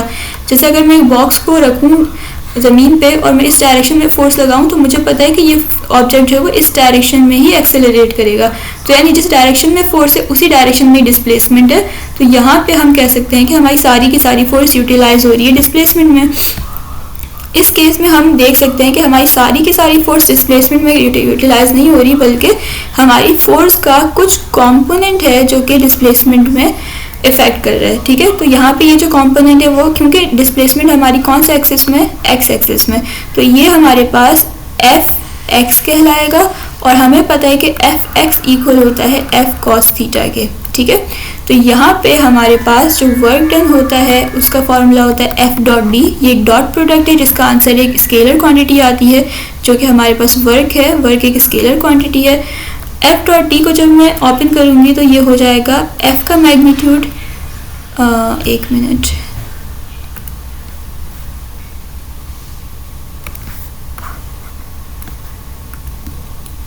जब मैं एफ को देखूं कि एफ डिस्प्लेसमेंट में कितना ऐड कर रहा है, यानी कि जिस डायरेक्शन में डिस्प्लेसमेंट हो रही है उस डायरेक्शन में जो एफ है वो कितना ऐड कर रहा है, तो मुझे पता चलेगा कि एफ का सिर्फ और सिर्फ एक कंपोनेंट जो कि एफ एक्स है वो डिस्प्लेसमेंट में इफेक्टफुल है। तो यहाँ पे मैं लिख सकती हूँ कि F x equals F cos theta dot D, ठीक है, और फिर मैं लिख सकती हूँ एफ डी कॉस थीटा।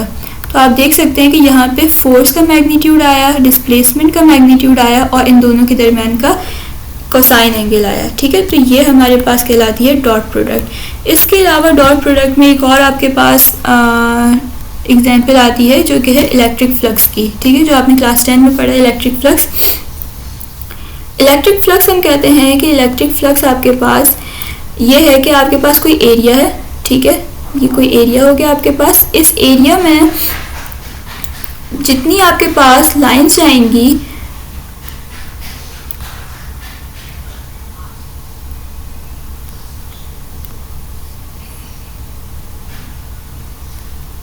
जितनी लाइंस इस एरिया में से पास होंगी उतना इस का फ्लक्स होगा, ठीक है, क्योंकि इलेक्ट्रिक फ्लक्स को हम रिप्रेजेंट करते हैं फाई से और ये होता है आपके पास ई डॉट ए, यानी कि इलेक्ट्रिक फील्ड लाइंस और एरिया, ठीक है। तो यहाँ पे आपके पास इलेक्ट्रिक फील्ड लाइंस तो ये रही, ठीक है, और एरिया देखें, यहाँ पे ये जो एरिया है ना आपके पास, ये एरिया कहलाता है सरफेस एरिया, ठीक है, ये एरिया की सरफेस है। और ये जो सरफेस एरिया अगर मैं यहाँ पे सरफेस एरिया को देखूँ इलेक्ट्रिक फील्ड लाइन के साथ तो मैं देख सकती हूँ कि यहाँ पे ये दोनों 90 डिग्री का एंगल बना रहे हैं। सरफेस एरिया और इलेक्ट्रिक फील्ड लाइंस के दरमियान 90 डिग्री का एंगल है। तो यहाँ पे अगर मैं इसका फॉर्मूला एक्सपेंड करूँ ई डॉट ए तो ये हो जाएगा ई ए कॉस थीटा, और यहाँ पे अगर मैं वैल्यूज रखूँ तो यहाँ पे 90 डिग्री एंगल बन रहा है तो यहाँ पे वैल्यू आएगी cos 90 और मेरा फ्लक्स का जो आंसर है वो आएगा 0 डिग्री। बट यहाँ पे देखें मैथमेटिकली अगर हम करें तो आंसर आ रहा है 0 डिग्री, सॉरी 0 डिग्री नहीं 0, ठीक है, इलेक्ट्रिक फ्लक्स हमारे पास 0 आ रहा है। लेकिन अगर मैं यहाँ पे देखूँ तो यहाँ पे मुझे पता चल रहा है कि जो सरफेस है उसमें से जो flux electric field lines pass कर रही है वो मैक्सिमम पास कर रही है। इसका मतलब मेरा आंसर 0 नहीं आना चाहिए था, मेरा आंसर मैक्सिमम आना चाहिए था, जबकि यहाँ पे जो है वो दोनों चीज़ें कॉन्ट्राडिक्ट कर रही हैं। हमारे पास ऑब्जर्वेशन से पता चल रहा है कि मैक्सिमम आना चाहिए था और जो फार्मूला है उससे हमारे पास 0 आ रहा है। तो यहाँ पे हम एक गलती कर रहे हैं और वो गलती ये है कि हम सरफेस एरिया को देख रहे हैं। ये जो चीज़ है ना ये सरफेस एरिया है, ठीक है, और जब हम वेक्टर प्रोडक्ट देखते हैं तो हम किसका एंगल देखते हैं, एक वेक्टर का और दूसरे वेक्टर का एंगल देखते हैं, ठीक है। तो ये जो एरिया है आपने इसको नहीं देखना बल्कि आपने देखना है वेक्टर एरिया को। जो वेक्टर एरिया होता है हमेशा याद रखिएगा, आप लोगों ने इस तरीके से किया हुआ भी है पहले कि अगर एक सरफेस होती है तो उस पर आप एक नॉर्मल जब आप ड्रॉ करते हैं तो नॉर्मल क्या होता है आपके पास, एक सरफेस पे जो नॉर्मल होता है वो एक इमेजिनरी लाइन होती है जो सरफेस के साथ 90 डिग्री एंगल बनाती है, तो इसको आप नॉर्मल कहते हैं।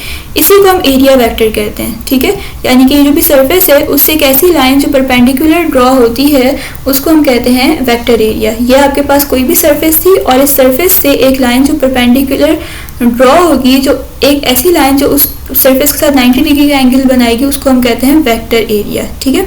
तो यानी कि हमारे पास यहाँ पे सरफेस तो देखें नीचे रखी हुई है और इसका जो एरिया वेक्टर है आपके पास वो 90 डिग्री का एंगल बना रहा है। सिमिलरली आपके पास यहाँ पे भी ये सरफेस है और इस पे जो वेक्टर है वो इस तरीके से ड्रॉ होगा, ठीक है, और आप देख सकते हैं कि ई और ए के दरमियान जो एंगल है वो 90 डिग्री नहीं है। देखें अगर आप ये देखेंगे ना कि इलेक्ट्रिक फील्ड इंटेंसिटी और सरफेस एरिया के दरमियान का एंगल तो वो 90 डिग्री आएगा, ठीक है, और हमें सरफेस एरिया नहीं देखना, हमें ये वाला एरिया नहीं देखना, हमें वेक्टर एरिया देखना है। और वेक्टर एरिया हमारे पास क्या है, वेक्टर एरिया और इलेक्ट्रिक फील्ड लाइन के दरमियान जो एंगल है हमारे पास वो 90 डिग्री नहीं है बल्कि 0 डिग्री है। तो यहाँ पे अगर मैं 0 रखूँगी तो मेरा आंसर क्या हो जाएगा 1, सही है। तो आपने सरफेस एरिया नहीं देखना बल्कि आपने वेक्टर एरिया देखना है। और वेक्टर एरिया हम किस तरीके से ड्रॉ करते हैं, अगर एक सरफेस ऐसे रखी हुई है तो उस पर ये जो लाइन आएगी वो वेक्टर एरिया हो जाएगा। अगर एक सरफेस इस तरीके से रखी हुई है तो ये जो लाइन आएगी ये वेक्टर एरिया हो जाएगा, ये 90 डिग्री का एंगल बनाएगी। सिमिलरली अगर कोई सरफेस टिल्ट करके रखी हुई है तो आपके पास ये जो लाइन आएगी जो 90 डिग्री का एंगल बनाएगी ये हमारे पास कहलाएगी वेक्टर एरिया। तो आपने सरफेस एरिया को नहीं देखना, आपने वेक्टर एरिया को देखना है, सही है। तो अगर यहाँ से इलेक्ट्रिक फील्ड लाइन ऐसे पास होंगी तो आप देख सकते हैं कि यहाँ पे हमारे पास जो एरिया वेक्टर है, ये एरिया वेक्टर था और ये सरफेस थी, ये सरफेस थी। तो आपके पास यहाँ पे जो सरफेस है और एरिया वेक्टर है, इनके दरमियान, एक मिनट, ये तो कलर सेम होगा, समझ नहीं आएगा इसमें। देखें आपके पास सरफेस इस तरीके से रखी हुई है और आपके पास जो फ्लक्स है, जो इलेक्ट्रिक फील्ड लाइंस है वो ऐसे पास हो रही है, ठीक है, ये इलेक्ट्रिक फील्ड लाइंस है।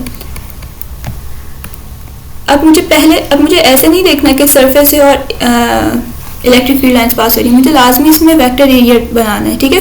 तो वेक्टर एरिया ऐसे करके बनेगा, ये वेक्टर एरिया है हमारे पास। अब मुझे एंगल देखना है इस ई और इस ए के दरमियान, ठीक है। तो आप देखें यहाँ पे इन दोनों के दरमियान एंगल क्या बन रहा है, 90 डिग्री। तो ऐसे केस में जब आपके पास वेक्टर एरिया और इलेक्ट्रिक फील्ड लाइंस के दरमियान 90 डिग्री का एंगल बनेगा तो आंसर आपके पास 0 आएगा। और हम देखते हैं ना कि जब सरफेस पैरेलल होती है तो फ्लक्स 0 हो जाता है। तो यहाँ पे भी यही वाला केस है कि जब सरफेस पैरेलल होती है तो उसका जो वेक्टर एरिया है वो 90 डिग्री एंगल बनाता है इलेक्ट्रिक फ्लक्स के साथ, जिसकी वजह से हमारे पास फ्लक्स जो है वो 0 डिग्री आता है। सिमिलरली अगर मैं देखूँ कि ये सरफेस ऐसे रखी हुई है, इसके अंदर से इलेक्ट्रिक फील्ड लाइंस ऐसे करके पास हो रही हैं और यहाँ पे अब मुझे लाजमी ऐसे मुझे इनका एंगल नहीं देखना, पहले मुझे इसका एक वेक्टर एरिया बनाना है। इस सरफेस का वेक्टर एरिया ये रहा, इलेक्ट्रिक फ्लक्स आपके पास, इलेक्ट्रिक फील्ड लाइंस ये रही। तो इलेक्ट्रिक फील्ड लाइंस और वेक्टर एरिया इन दोनों के दरमियान आप देखें 90 डिग्री का एंगल है, सही, सॉरी गलत बोल दिया। इनके दरमियान आप देखें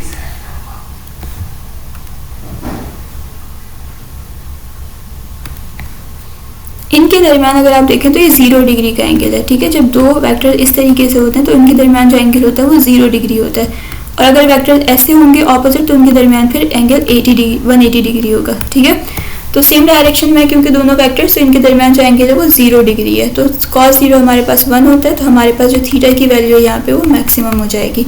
तो यानी कि जब भी ये इलेक्ट्रिक फ्लक्स, वैसे हमारा टॉपिक नहीं है लेकिन यहाँ पे बताने का मकसद ये है कि जब भी हम डॉट प्रोडक्ट को कंसीडर करते हैं तो हमेशा हम उन दो वेक्टर्स के दरमियान देखेंगे, ठीक है, कि हमारे पास दो जो वेक्टर्स हैं उनके दरमियान एंगल क्या है। हम सरफेस को हम कुछ किसी ऐसी क्वांटिटी को कंसीडर नहीं कर सकते जो स्केलर हो, क्योंकि अगर हम देखें तो सरफेस एरिया स्केलर है हमारे पास, उस पर हमें एक लाइन ड्रॉ करनी होती है जो 90 डिग्री का एंगल बनाती है सरफेस के साथ, जो कि फिर हमारे पास एक वेक्टर कहलाती है, ठीक है, वेक्टर क्वांटिटी। तो जब भी हम डॉट प्रोडक्ट लेंगे तो हम ऐसी दो क्वांटिटीज का लेंगे जो वेक्टर्स होंगी, ना कि ऐसी क्वांटिटी के एक स्केलर हो और एक वेक्टर हो, ठीक है। क्योंकि जो स्केलर प्रोडक्ट है वो कब होती है हमारे पास, जब हम दो वेक्टर्स को मल्टीप्लाई करते हैं और आंसर हमारे पास एक स्केलर आता है, ठीक है। अगर ये नहीं समझ में आया आप इसको दोबारा से देख लें, आपको आ जाएगा समझ। नेक्स्ट हमारे पास है कि हमारे एंगल्स को चेंज करने से हमारे पास डॉट प्रोडक्ट पे क्या इफेक्ट आता है। तो एंगल्स को देखें, एंगल हमें पता है ए डॉट बी इक्वल्स, अब यहाँ पे एरोस थोड़े आगे आए हुए, ये ऐसे होगा A B equals A B cos theta, ये ए का मैग्नीट्यूड ये बी का मैग्नीट्यूड और ये इन दोनों के दरमियान एंगल। तो यहाँ पे हमारे पास दो वेक्टर्स हैं, एक है वेक्टर ए और एक है वेक्टर बी। तो दोनों वेक्टर्स के दरमियान हमारे पास 0 डिग्री एंगल है, तो यहाँ cos 0 हो जाएगा और cos 0 की वैल्यू 1 होती है, तो हमारे पास डॉट प्रोडक्ट मैक्सिमम होगी। तो डॉट प्रोडक्ट या स्केलर प्रोडक्ट मैक्सिमम होती है जब एंगल आपके पास 0 डिग्री होता है, ये आपने याद रखना है। इस तरीके से अगर दो वेक्टर्स हैं आपके पास, ये है वेक्टर ए और ये है वेक्टर बी, और इन दोनों के दरमियान 90 डिग्री का एंगल बन रहा है, तो जब आप इनका डॉट प्रोडक्ट लेंगे तो cos 90 की वैल्यू आ जाएगी 0, ठीक है। और cos 90 की वैल्यू 0 हो जाएगी तो आपके पास ये आंसर जो है इसका पूरा डॉट प्रोडक्ट का वो 0 आएगा, ठीक है। तो यानी कि जो डॉट प्रोडक्ट है, जब दो वेक्टर्स एक दूसरे के परपेंडिकुलर होते हैं, थीटा 90 डिग्री होता है, तो स्केलर प्रोडक्ट या डॉट प्रोडक्ट का आंसर आपके पास 0 आता है। नेगेटिव कब आएगा आपके पास, जब आपके पास एक वेक्टर ये रहा आपके पास वेक्टर ए और एक वेक्टर ये रहा आपके पास वेक्टर बी, दोनों के दरमियान जब आपके पास, अच्छा ये 180 डिग्री है,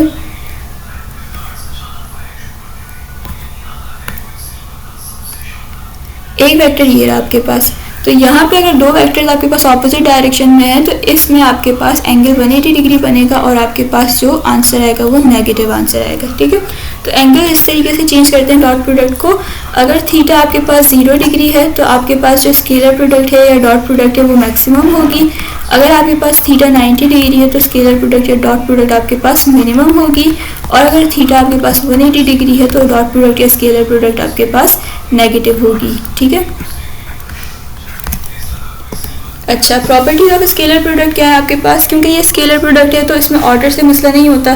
जैसे लेट सपोज अगर मैं 5.4 लिखूँ, 4.5 लिखूँ, 5 4 से आपके पास क्या हो जाएगा 20, और 4 5 से भी आपके पास 20 हो जाएगा। तो स्केलर प्रोडक्ट इसमें ऑर्डर मैटर नहीं करता, तो जहाँ ऑर्डर मैटर नहीं करता उस प्रॉपर्टी को हम कहते हैं commutative.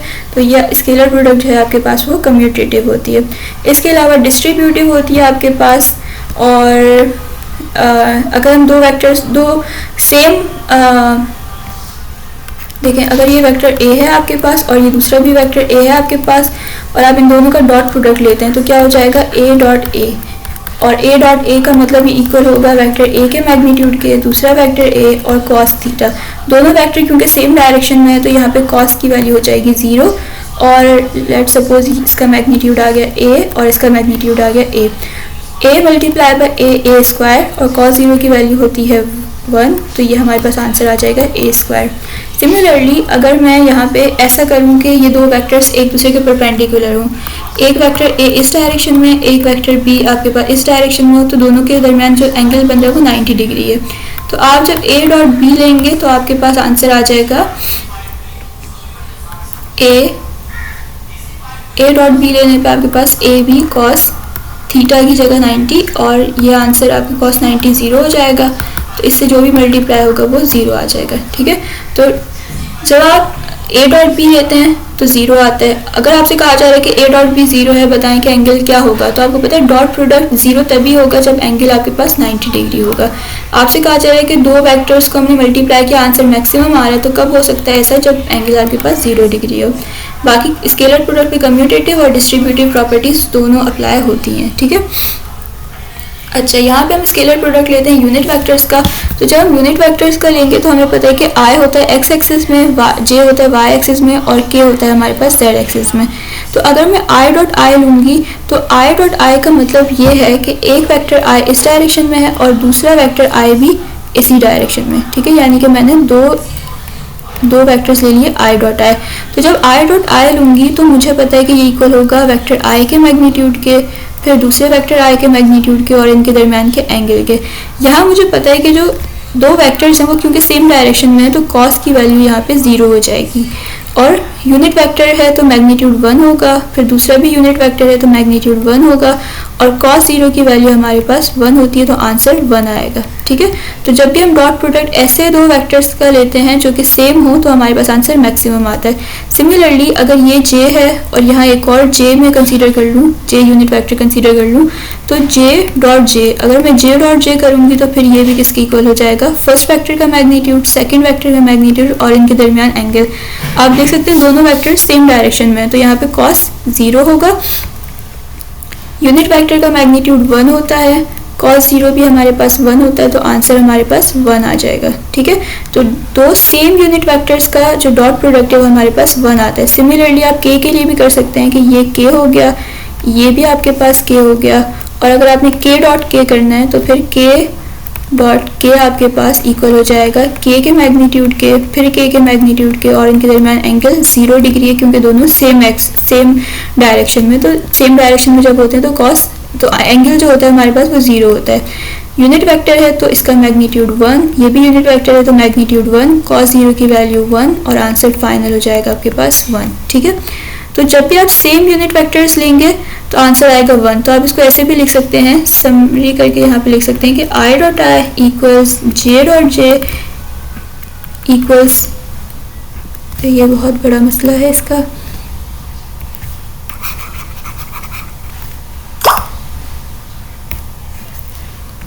I dot I equals J dot J equals के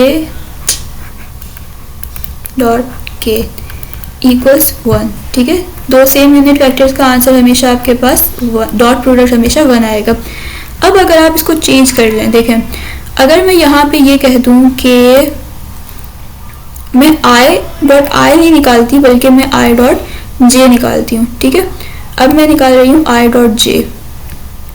तो आपको पता है आई इस डायरेक्शन में और जे इस डायरेक्शन में, तो ये आई था आपके पास और ये था जे, तो आई और जे के दरमियान एंगल बनेगा 90 डिग्री, ठीक है। तो ये कॉस यहाँ पे क्या हो जाएगा 90 डिग्री और ये हो जाएगा जे। आई भी यूनिट वेक्टर है तो मैग्नीट्यूड 1, जे भी यूनिट वेक्टर है तो मैग्नीट्यूड 1, और कॉस 90 आपके पास 0 के इक्वल होगा और 0 से जो भी चीज़ मल्टीप्लाई होगी वो 0 हो जाएगी, ठीक है। तो आई डॉट जे आपके पास 0 आ जाएगा। सिमिलरली जो जे डॉट के है आपके पास, देखें यहाँ पे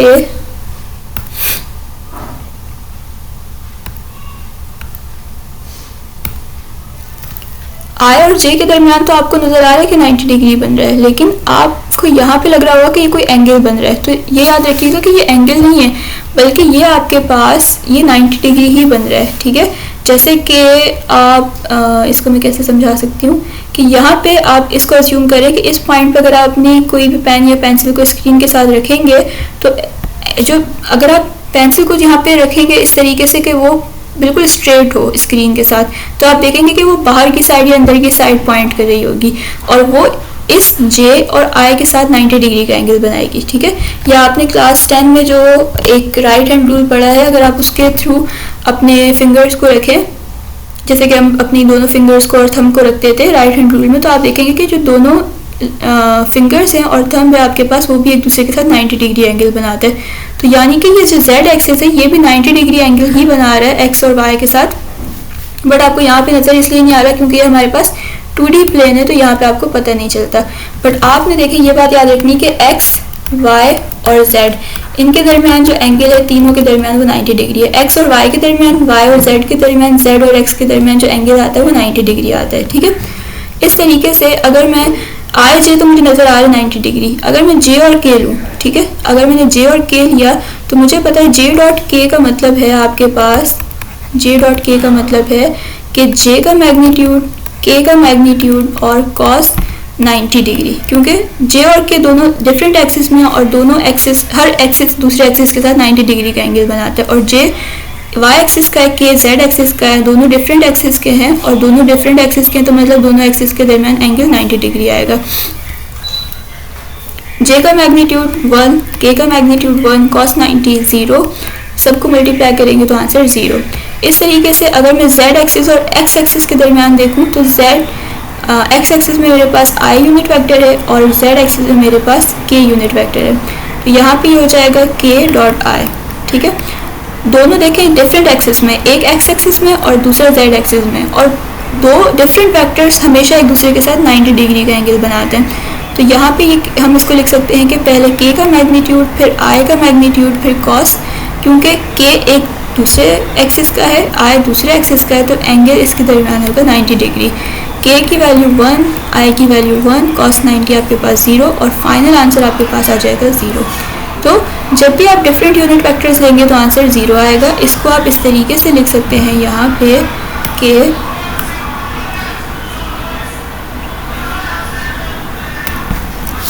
हमने कहा पहले कि आई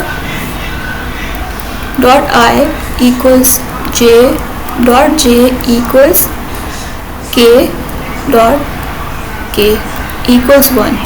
दो सेम यूनिट वेक्टर्स का डॉट प्रोडक्ट या स्केलर प्रोडक्ट इक्वल होगा 1 के। फिर I dot J equals J dot के इक्वल्स के डॉट आई। इनका डॉट प्रोडक्ट आपके पास होगा इक्वल 0, ठीक है। तो आपने याद रखना है कि सेम यूनिट वेक्टर्स का डॉट प्रोडक्ट हमेशा 1 के इक्वल आता है, डिफरेंट यूनिट वेक्टर्स का डॉट प्रोडक्ट या स्केलर प्रोडक्ट आपके पास 0 के इक्वल आता है, ठीक है। नेक्स्ट आपके पास है क्रॉस प्रोडक्ट। क्रॉस प्रोडक्ट में आपके पास क्या होता है कि जब भी हम दो वेक्टर्स को मल्टीप्लाई करते हैं हमारे पास आंसर एक वेक्टर आता है, तो उसको हम कहते हैं क्रॉस प्रोडक्ट, ठीक है।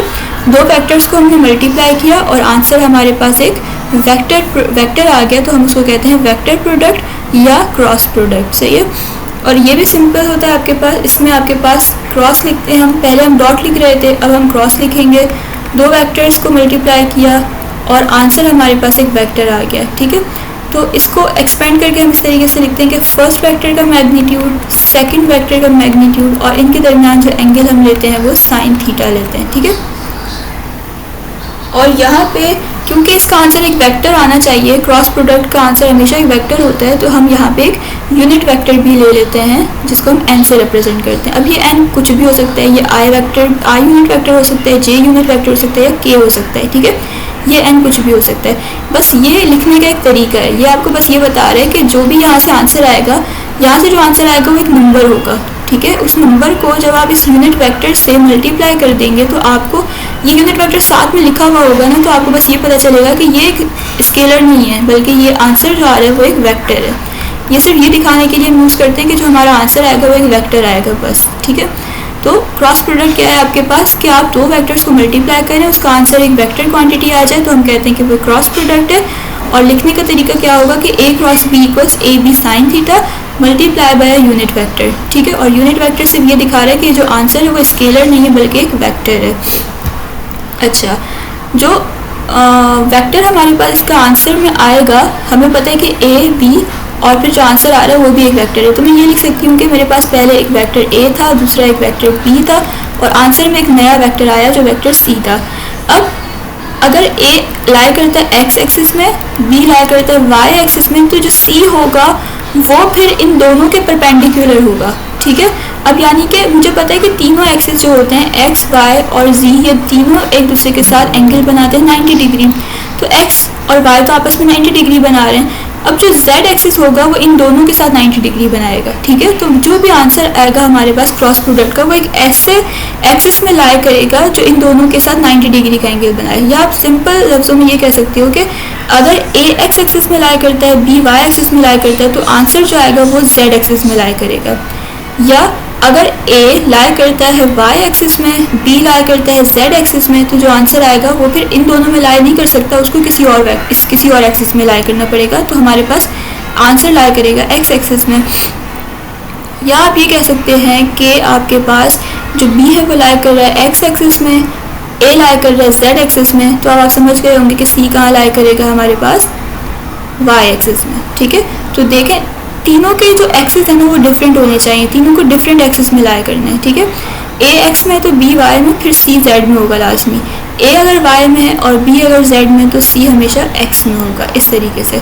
तो आपके पास हमेशा जो आंसर आएगा वो ऐसे होगा कि वो परपेंडिकुलर होगा दोनों ओरिजिनल वेक्टर्स के, दोनों ओरिजिनल वेक्टर्स जहाँ बने हुए उनके परपेंडिकुलर हो जाएगा, ठीक है।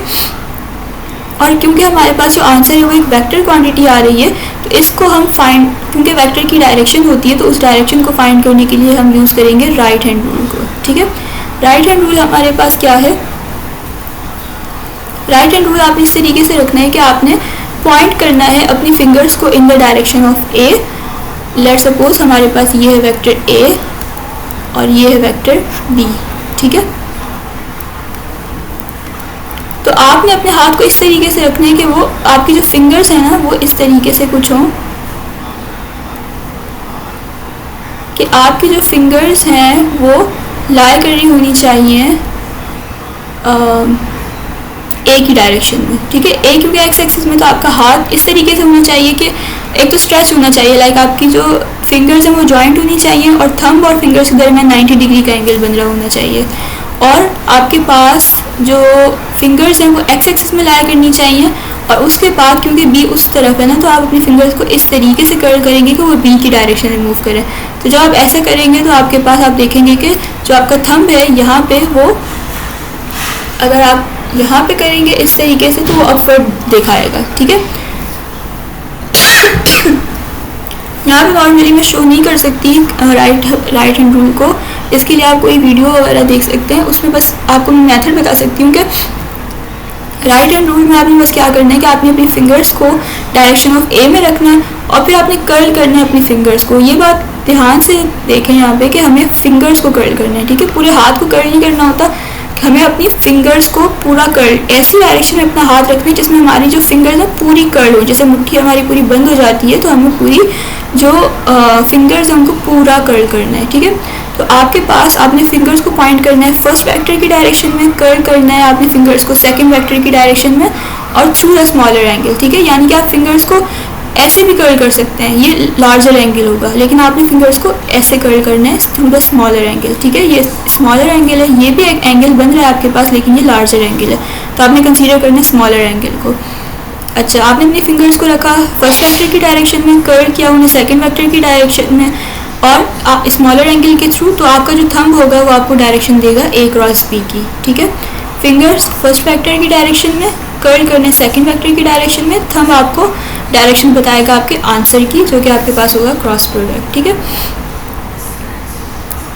अच्छा, इसके बाद इसके एग्जांपल्स में हमारे पास आता है टॉर्क और हमारे पास आता है magnetic force on a current carrying wire. ये आपने देखा हुआ है, इसको मैं अभी इतना डिस्कस नहीं कर रही, मैं टॉर्क को ज़्यादा डिस्कस करती हूँ क्योंकि इसकी एग्जांपल में टॉर्क से बहुत अच्छा समझ में आ जाता है आपको।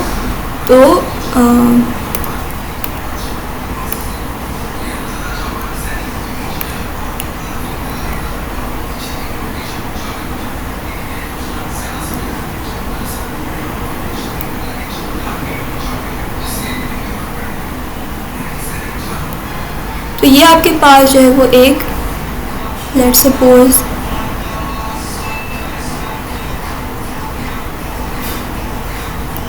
ये आपके पास एक सी सॉ है, ठीक है।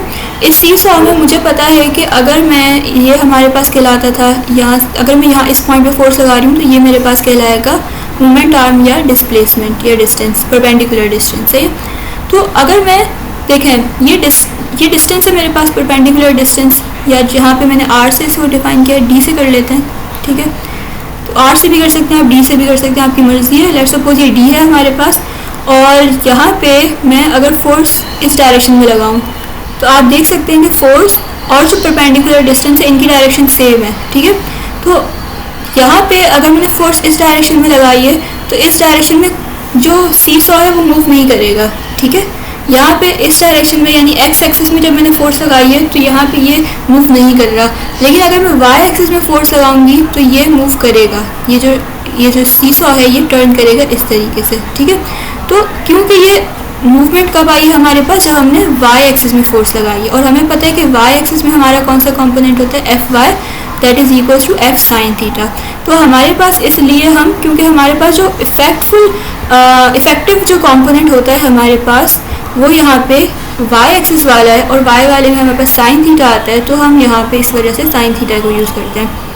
अगर आपको याद हो वर्क डन वाली जो एग्जांपल मैंने आपको बताई थी वर्क डन वाले में हमारे पास जो इफेक्टिव कंपोनेंट था वो एफ एक्स था, और एफ एक्स में हमारे पास एफ कॉस थीटा आता है, इसलिए हमने डॉट प्रोडक्ट में कॉस थीटा यूज़ किया था। और यहाँ पे अगर हम देखें तो हमारे पास जो इफेक्टिव कंपोनेंट है वो हमारे पास एफ वाई है, और एफ वाई में हमारे पास एफ साइन थीटा आता है, तो इसलिए हम क्रॉस प्रोडक्ट में एफ साइन थीटा लेते हैं, ठीक है। यानी कि कहने का मतलब ये है कि हम खुद से अपनी मर्जी से किसी भी चीज़ पे डॉट प्रोडक्ट या क्रॉस प्रोडक्ट नहीं अप्लाई करते, बल्कि हम ये देखते हैं कि जो हमारा एक वेक्टर है वो दूसरे वेक्टर की डायरेक्शन में कितना इफेक्टिव है, ठीक है, कितना उसका इफेक्ट प्रोड्यूस हो रहा है। इस वजह से हम उस कंपोनेंट को देखते हुए फिर हम डॉट प्रोडक्ट या क्रॉस प्रोडक्ट को यूज़ करते हैं। अब यहाँ पे क्योंकि साइन थीटा वाली चीज़ है, वाई एक्सिस की चीज़ है, तो हम यहाँ पे यूज़ करेंगे क्रॉस प्रोडक्ट। क्रॉस प्रोडक्ट का फॉर्मूला हमारे पास होता है A cross B equals A B sine theta, और क्योंकि आंसर एक वेक्टर आता है तो हम इसे एक यूनिट वेक्टर से भी मल्टीप्लाई कर देते हैं, ठीक है। अब देखिए यहाँ पे जो वेक्टर आएगा, हमें पता है कि टॉर्क हमारे पास कैसे आता है, फोर्स को परपेंडिकुलर डिस्टेंस से मल्टीप्लाई करने पे हमारे पास टॉर्क आता है, और टॉर्क एक वेक्टर क्वांटिटी है, और इसकी डायरेक्शन आपको पता है क्या होती है, क्लॉकवाइज होती है या फिर एंटी क्लॉकवाइज होती है, ठीक है। इस तरीके से magnetic force on a current carrying coil, आपने ये भी पढ़ा हुआ है। आप क्या करते थे इसमें कि फर्स्ट फिंगर को आप रखते थे मैग्नेटिक, इसमें आप एफ पी आई करके याद रखते हैं कि आप फोर्स थंब को रखते हैं, आप अपना फोर्स थंब जो है फोर्स को इंडिकेट करता है, जो आपकी फर्स्ट फिंगर है वो आपकी जो मैग्नेटिक फील्ड होती है उसको डिनोट करती है, ये आपके पास मैग्नेटिक फील्ड है बी। इसके अलावा जो करंट है आपके पास उसको हम डिनोट करते हैं सेकंड फिंगर से, सही है। तो आपने एफ बी आई के थ्रू अपनी फिंगर्स को रखना होता है, करंट की डायरेक्शन में आपने रखनी है अपनी सेकंड फिंगर, फर्स्ट फिंगर रखनी है अपनी मैग्नेटिक फील्ड की डायरेक्शन में, और थंब आपको पॉइंट करेगा फोर्स की डायरेक्शन में। तो आप ये जो force on the current carrying wire है ये भी आपके पास क्रॉस प्रोडक्ट की एग्जाम्पल है, टॉर्क भी आपके पास क्रॉस प्रोडक्ट की एग्जाम्पल है, ठीक है। अच्छा, इसमें एंगल चेंज करने से क्या होगा, हमें पता है कि हमारा जो ए क्रॉस बी है वो इक्वल आ रहा है आपके पास ए बी साइन थीटा के, ठीक है। और साइन थीटा याद रखिएगा कि साइन ज़ीरो जो है वो आंसर देता है आपके पास ज़ीरो, साइन 0 का आंसर आपके पास आता है 0। तो यहाँ पे अगर आप 0 रखेंगे तो आपके पास जो पूरा आंसर है a क्रॉस b का वो 0 आएगा। सिमिलरली अगर आप a क्रॉस b निकालते हैं 90 डिग्री पे, एंगल आपके पास 90 डिग्री है, तो 90 डिग्री हमारे पास 1 के इक्वल होता है, तो आपके पास क्रॉस प्रोडक्ट का आंसर 90 डिग्री पे मैक्सिमम आएगा। अब ये बात ध्यान से देखें कि जो डॉट प्रोडक्ट है उसमें हमारे पास 0 डिग्री पे मैक्सिमम आता था और 90 पे मिनिमम आता था, जबकि क्रॉस प्रोडक्ट में ऑपोजिट है। क्रॉस प्रोडक्ट में आपके पास 0 डिग्री पे 0 आएगा और 90 डिग्री पे 1 आएगा। तो ये जो क्वेश्चन आएंगे आपको इसको ध्यान से करना है, ठीक है, कंफ्यूज नहीं होना इसमें। अच्छा, यहाँ पे अगर हम प्रॉपर्टीज़ को देखें वेक्टर प्रोडक्ट की तो हमारे पास, अच्छा इसको हम बाद में देखते हैं, पहले हम ये देख लेते हैं cross product of unit vectors. Cross product of unit vectors में आपके पास क्या है, देखें आपने जब i क्रॉस i लेना है तो i क्रॉस i के लिए ये इक्वल हो जाएगा i का मैग्नीट्यूड, फिर i का मैग्नीट्यूड और साइन थीटा। मुझे पता है दोनों i यूनिट वेक्टर हैं और i हमेशा x एक्सिस में लाया करते हैं, तो इसका मतलब अगर एक i यहाँ पर है तो दूसरा i यहाँ बन रहा होगा। तो यानी कि ये दोनों सेम एक्सिस में लाया कर रहे हैं, सेम डायरेक्शन में पॉइंट कर रहे हैं, सेम मैग्नीट्यूड होगा, तो एंगल इनके दरमियान हो जाएगा 0। तो जब एंगल 0 हो जाएगा तो हमारे पास साइन 0 की वैल्यू होती है 0, आंसर पूरा का पूरा 0 हो जाएगा, ठीक है। सिमिलरली अगर मैं इसे j क्रॉस j के लिए ट्राई करूँ तो भी वही बात होगी कि एक j यहाँ बन रहा है, दूसरा j यहाँ बन रहा है, एंगल इनके दरमियान भी 0 है, तो इनका आंसर भी 0 आएगा। k के लिए अगर देखूँ तो एक के ये रहा, दूसरा के ये रहा, दोनों के दरमियान सेम 0 डिग्री एंगल है, तो आपके पास फिर यही चीज़ होगी रिपीट, और आंसर आपके पास इसमें भी 0 ही आएगा, ठीक है। लेकिन अगर हम बात करते हैं दो डिफरेंट यूनिट वेक्टर्स की, ठीक है, अगर हम दो डिफरेंट यूनिट वेक्टर्स को लेते हैं तो फिर क्या होगा, हमारे पास दो डिफरेंट यूनिट वेक्टर्स को लेने में आप देखें ये आपके पास है i और ये आपके पास है j। तो जब आप i और j को देखेंगे इनके दरमियान 90 डिग्री बन रहा है, ठीक है। तो जब आप i क्रॉस j करेंगे तो आपके पास आंसर आएगा i का मैग्नीट्यूड, j का मैग्नीट्यूड और साइन, और इनके दरमियान एंगल है 90, तो यहाँ हो जाएगा 90। और ये 1 यूनिट वेक्टर का मैग्नीट्यूड 1 होता है, साइन 90 की वैल्यू भी 1 होती है, तो आंसर आएगा 1। और आपको याद होगा कि ये 1 तो हमारे पास एक मैग्नीट्यूड है, यानी ये स्केलर है, और हमें पता है कि हमने क्रॉस प्रोडक्ट निकाला है, तो इसका मतलब इसका आंसर एक वेक्टर आना चाहिए, जबकि आंसर हमारे पास एक स्केलर आ रहा है। तो हम इसको मल्टीप्लाई करते हैं एक यूनिट वेक्टर से, ठीक है। और यूनिट वेक्टर मैंने आपको बताया कि जो भी आंसर आता है हमारे पास वो एक डिफरेंट एक्सिस में आता है। जैसे कि आप देख सकते हैं कि ये जो i है ये x एक्सिस में लाई कर रहा है, ये j जो है ये y एक्सिस में लाई कर रहा है, तो ये जो आंसर है इसको किस एक्सिस में होना चाहिए आपके पास, z एक्सिस में। तो अगर ये i है ये j है तो फिर मेरा आंसर जो होगा वो हो जाएगा, वो i नहीं हो सकता, वो j नहीं हो सकता, बल्कि उसको फिर क्या होना चाहिए, k होना चाहिए। क्योंकि देखिए मैंने आपको बताया कि दो यूनिट वेक्टर्स अगर डिफरेंट हैं, ठीक है, तो आपके पास डिफरेंट यूनिट वेक्टर्स में जो आंसर आएगा वो भी एक डिफरेंट यूनिट वेक्टर होगा, सेम नहीं हो सकता। i और j को क्रॉस किया है तो फिर k आएगा, ठीक है। सिमिलरली i क्रॉस j का आंसर k आ रहा है, तो फिर j क्रॉस k का आंसर क्या आना चाहिए, आप बता सकते हैं मुझे यहाँ पे कि अगर एक j है दूसरा k है तो आंसर क्या हो सकता है, फिर वो i हो सकता है।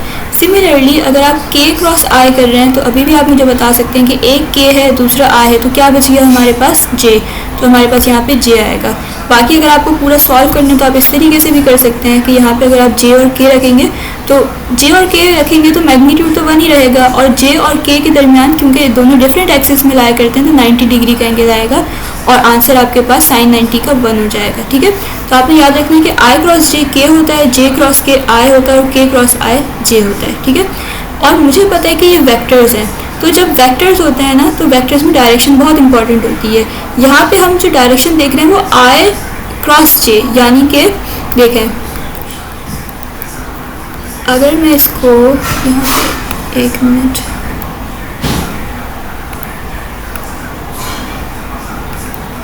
देखें ये आपके पास i है,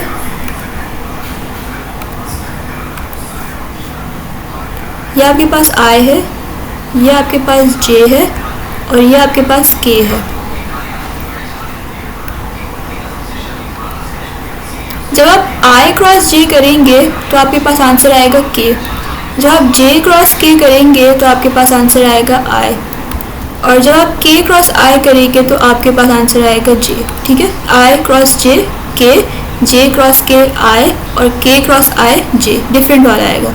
लेकिन अगर आप डायरेक्शन चेंज करते हैं, और हमें पता है कि डायरेक्शन वेक्टर्स में बहुत इंपॉर्टेंट होती है, तो अगर मैं डायरेक्शन चेंज कर दूँ, अब मैं आई क्रॉस के करूँ, ठीक है, तो के क्रॉस आई जे था, तो आई क्रॉस के कभी भी जे नहीं हो सकता। मुझे पता है कि हमने डायरेक्शन क्या कर दी है यहाँ पे, अगर आप गौर करें तो हमने डायरेक्शन को रिवर्स किया है। तो जब हम डायरेक्शन को रिवर्स करते हैं तो हम उसे नेगेटिव साइन के साथ शो करते हैं, ठीक है। डायरेक्शन ऑपोजिट जब होती है तो नेगेटिव साइन के साथ शो होती है। तो अगर के क्रॉस आई जे था तो फिर आई क्रॉस के माइनस जे हो जाएगा, क्योंकि डायरेक्शन चेंज हो गई है। अब के क्रॉस के आई था, ठीक है, जे क्रॉस के आई आता था, फिर के क्रॉस जे, अब क्या होना चाहिए आपके पास, माइनस आई, ठीक है। इस तरीके से आपके पास आई क्रॉस जे आता था के, तो जे क्रॉस के आपके पास क्या आ जाएगा, माइनस के, ठीक है। तो आई से जे पे जाएंगे तो के, जे से के पे जाएंगे तो आई, के से आई पे जाएंगे तो जे, डिफरेंट वाला आएगा, आई जे के, जे के आई, के आई जे। और जब इसका ऑपोजिट करेंगे तो फिर आंसर सेम ही होगा, बट उसके साथ नेगेटिव साइन आ जाएगा। तो यहाँ से हम एक बात ये भी कह सकते हैं कि हमारे पास जो ए क्रॉस बी होता है वो कभी भी बी क्रॉस ए के इक्वल नहीं हो सकता। क्यों? क्योंकि हमने डायरेक्शन चेंज कर दी, और जब भी हम डायरेक्शन चेंज करते हैं तो फिर हम उसको नेगेटिव साइन के साथ शो करते हैं। तो A cross B B cross A के इक्वल नहीं होगा, बल्कि A cross B minus B cross A के इक्वल होगा। इसका मतलब कि यहाँ जो क्रॉस प्रोडक्ट है इसमें आपके पास कम्यूटेटिव प्रॉपर्टी नहीं होती, ठीक है। तो यहाँ पे जो वेक्टर प्रोडक्ट है या क्रॉस प्रोडक्ट है ये आपके पास कम्यूटेटिव प्रॉपर्टी को होल्ड नहीं करता। ए क्रॉस बी क्रॉस ए के इक्वल नहीं होता, बल्कि माइनस बी क्रॉस ए के इक्वल होता है, क्योंकि हमने जो डायरेक्शन है वो रिवर्स कर दी है। सिमिलरली ए क्रॉस ए, जब आप दो सेम वेक्टर का क्रॉस प्रोडक्ट लेते हैं तो आपको पता है सेम का मतलब है कि साइन ज़ीरो, और साइन ज़ीरो का मतलब है ज़ीरो। तो जब आप सेम का लेंगे तो आंसर ज़ीरो आएगा, और जब आप डिफरेंट का लेंगे तो फिर आपके पास आंसर जो है वो यहाँ पे लिखा हुआ नहीं है। अच्छा, ये तो सेम बात लिखी हुई है कि अगर पैरेलल वेक्टर्स देखें, पैरेलल वेक्टर्स का मतलब ये है कि एक अगर ये ए वेक्टर है और ये दूसरा बी है तो ए इक्वल्स बी हो गया, ठीक है। ये पैरेलल है तो यानी सेम ही हो गया, तो ए इक्वल्स बी हो गया। तो जब दोनों सेम है आपके पास तो फिर एंगल इनके दरमियान क्या हो जाएगा, ज़ीरो, और फिर साइन ज़ीरो इक्वल्स ज़ीरो, ठीक है। तो ये वो सेम ये बात और ये बात रिपीट हो गई है आपके पास। यहाँ पे ऐसे होना चाहिए था कि आपके पास ए क्रॉस बी, यानी कि दो ऐसे वेक्टर जो एक दूसरे के साथ परपेंडिकुलर है, तो जब वो परपेंडिकुलर वाला केस आपके पास आता है तो उसमें आपके पास साइन 90 होता है और साइन 90 आपके पास 1 होता है। तो जब परपेंडिकुलर होते हैं तो आपके पास मैक्सिमम आंसर आता है, और जब सेम होते हैं, पैरेलल होते हैं, तो आपके पास आंसर मिनिमम आता है, यानी ज़ीरो आता है। और डायरेक्शन फाइंड करने के लिए आप राइट हैंड रूल को यूज़ करते हैं, और राइट हैंड रूल में कर्ल करते हैं फिंगर्स को फर्स्ट वेक्टर की डायरेक्शन में, सेकंड वेक्टर आपको फर्स्ट वेक्टर में आप अपनी फिंगर्स को रखते हैं और सेकंड वेक्टर की डायरेक्शन में फिंगर्स को कर्ल करते हैं, और थंब आपको बताता है डायरेक्शन ऑफ द आंसर। तो ये सारी बातें, इसमें इंपॉर्टेंट बात यह है कि जो कम्यूटेटिव प्रॉपर्टी है वो क्रॉस प्रोडक्ट पर अप्लाई नहीं होती, ठीक है। अच्छा, यहाँ पे हमने ये भी देख लिया कि जो अगर आप इसको मैं समरी वाइज करके यहाँ पे भी लिख देती हूँ कि आपने जब आई क्रॉस आई निकाला, फिर जे क्रॉस जे निकाला, और फिर जब आपने के क्रॉस के निकाला तो आंसर आपका ज़ीरो है, ठीक है। सेम का लेंगे तो ज़ीरो, और अगर आप डिफरेंट का लेंगे, चाहे वो आई क्रॉस जे हो, आई क्रॉस जे, तो फिर आपके पास के आ जाएगा, और जे क्रॉस आई करेंगे तो आपके पास माइनस के आ जाएगा, ठीक है।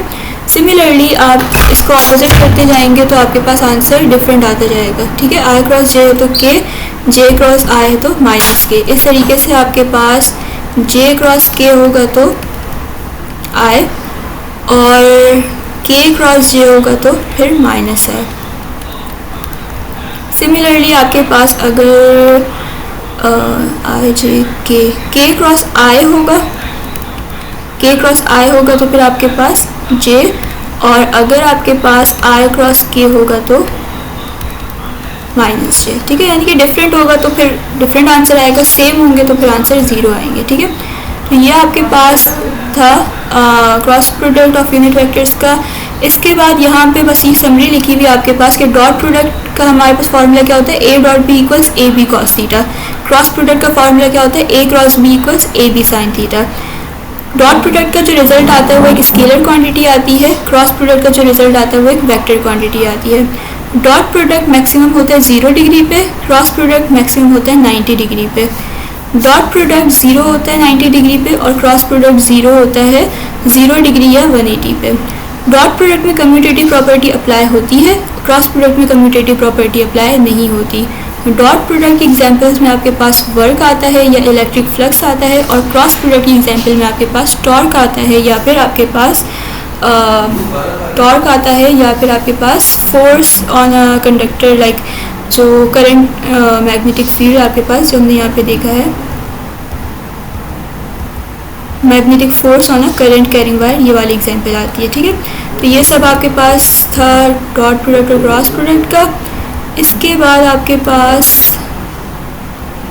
ठीक है, तो ये हमारा कंप्लीट हो गया। आई होप कि आपको ये सही से समझ में आया होगा पूरा चैप्टर। ठीक है, कोई भी ऐसी पॉइंट समझ नहीं आई तो फिर आप वो उसको जाके दोबारा रिपीट देखें तो आपको समझ में आ जाएगा। ओके, यहाँ पे हम एंड करते हैं। टेक केयर, अल्लाह हाफिज़।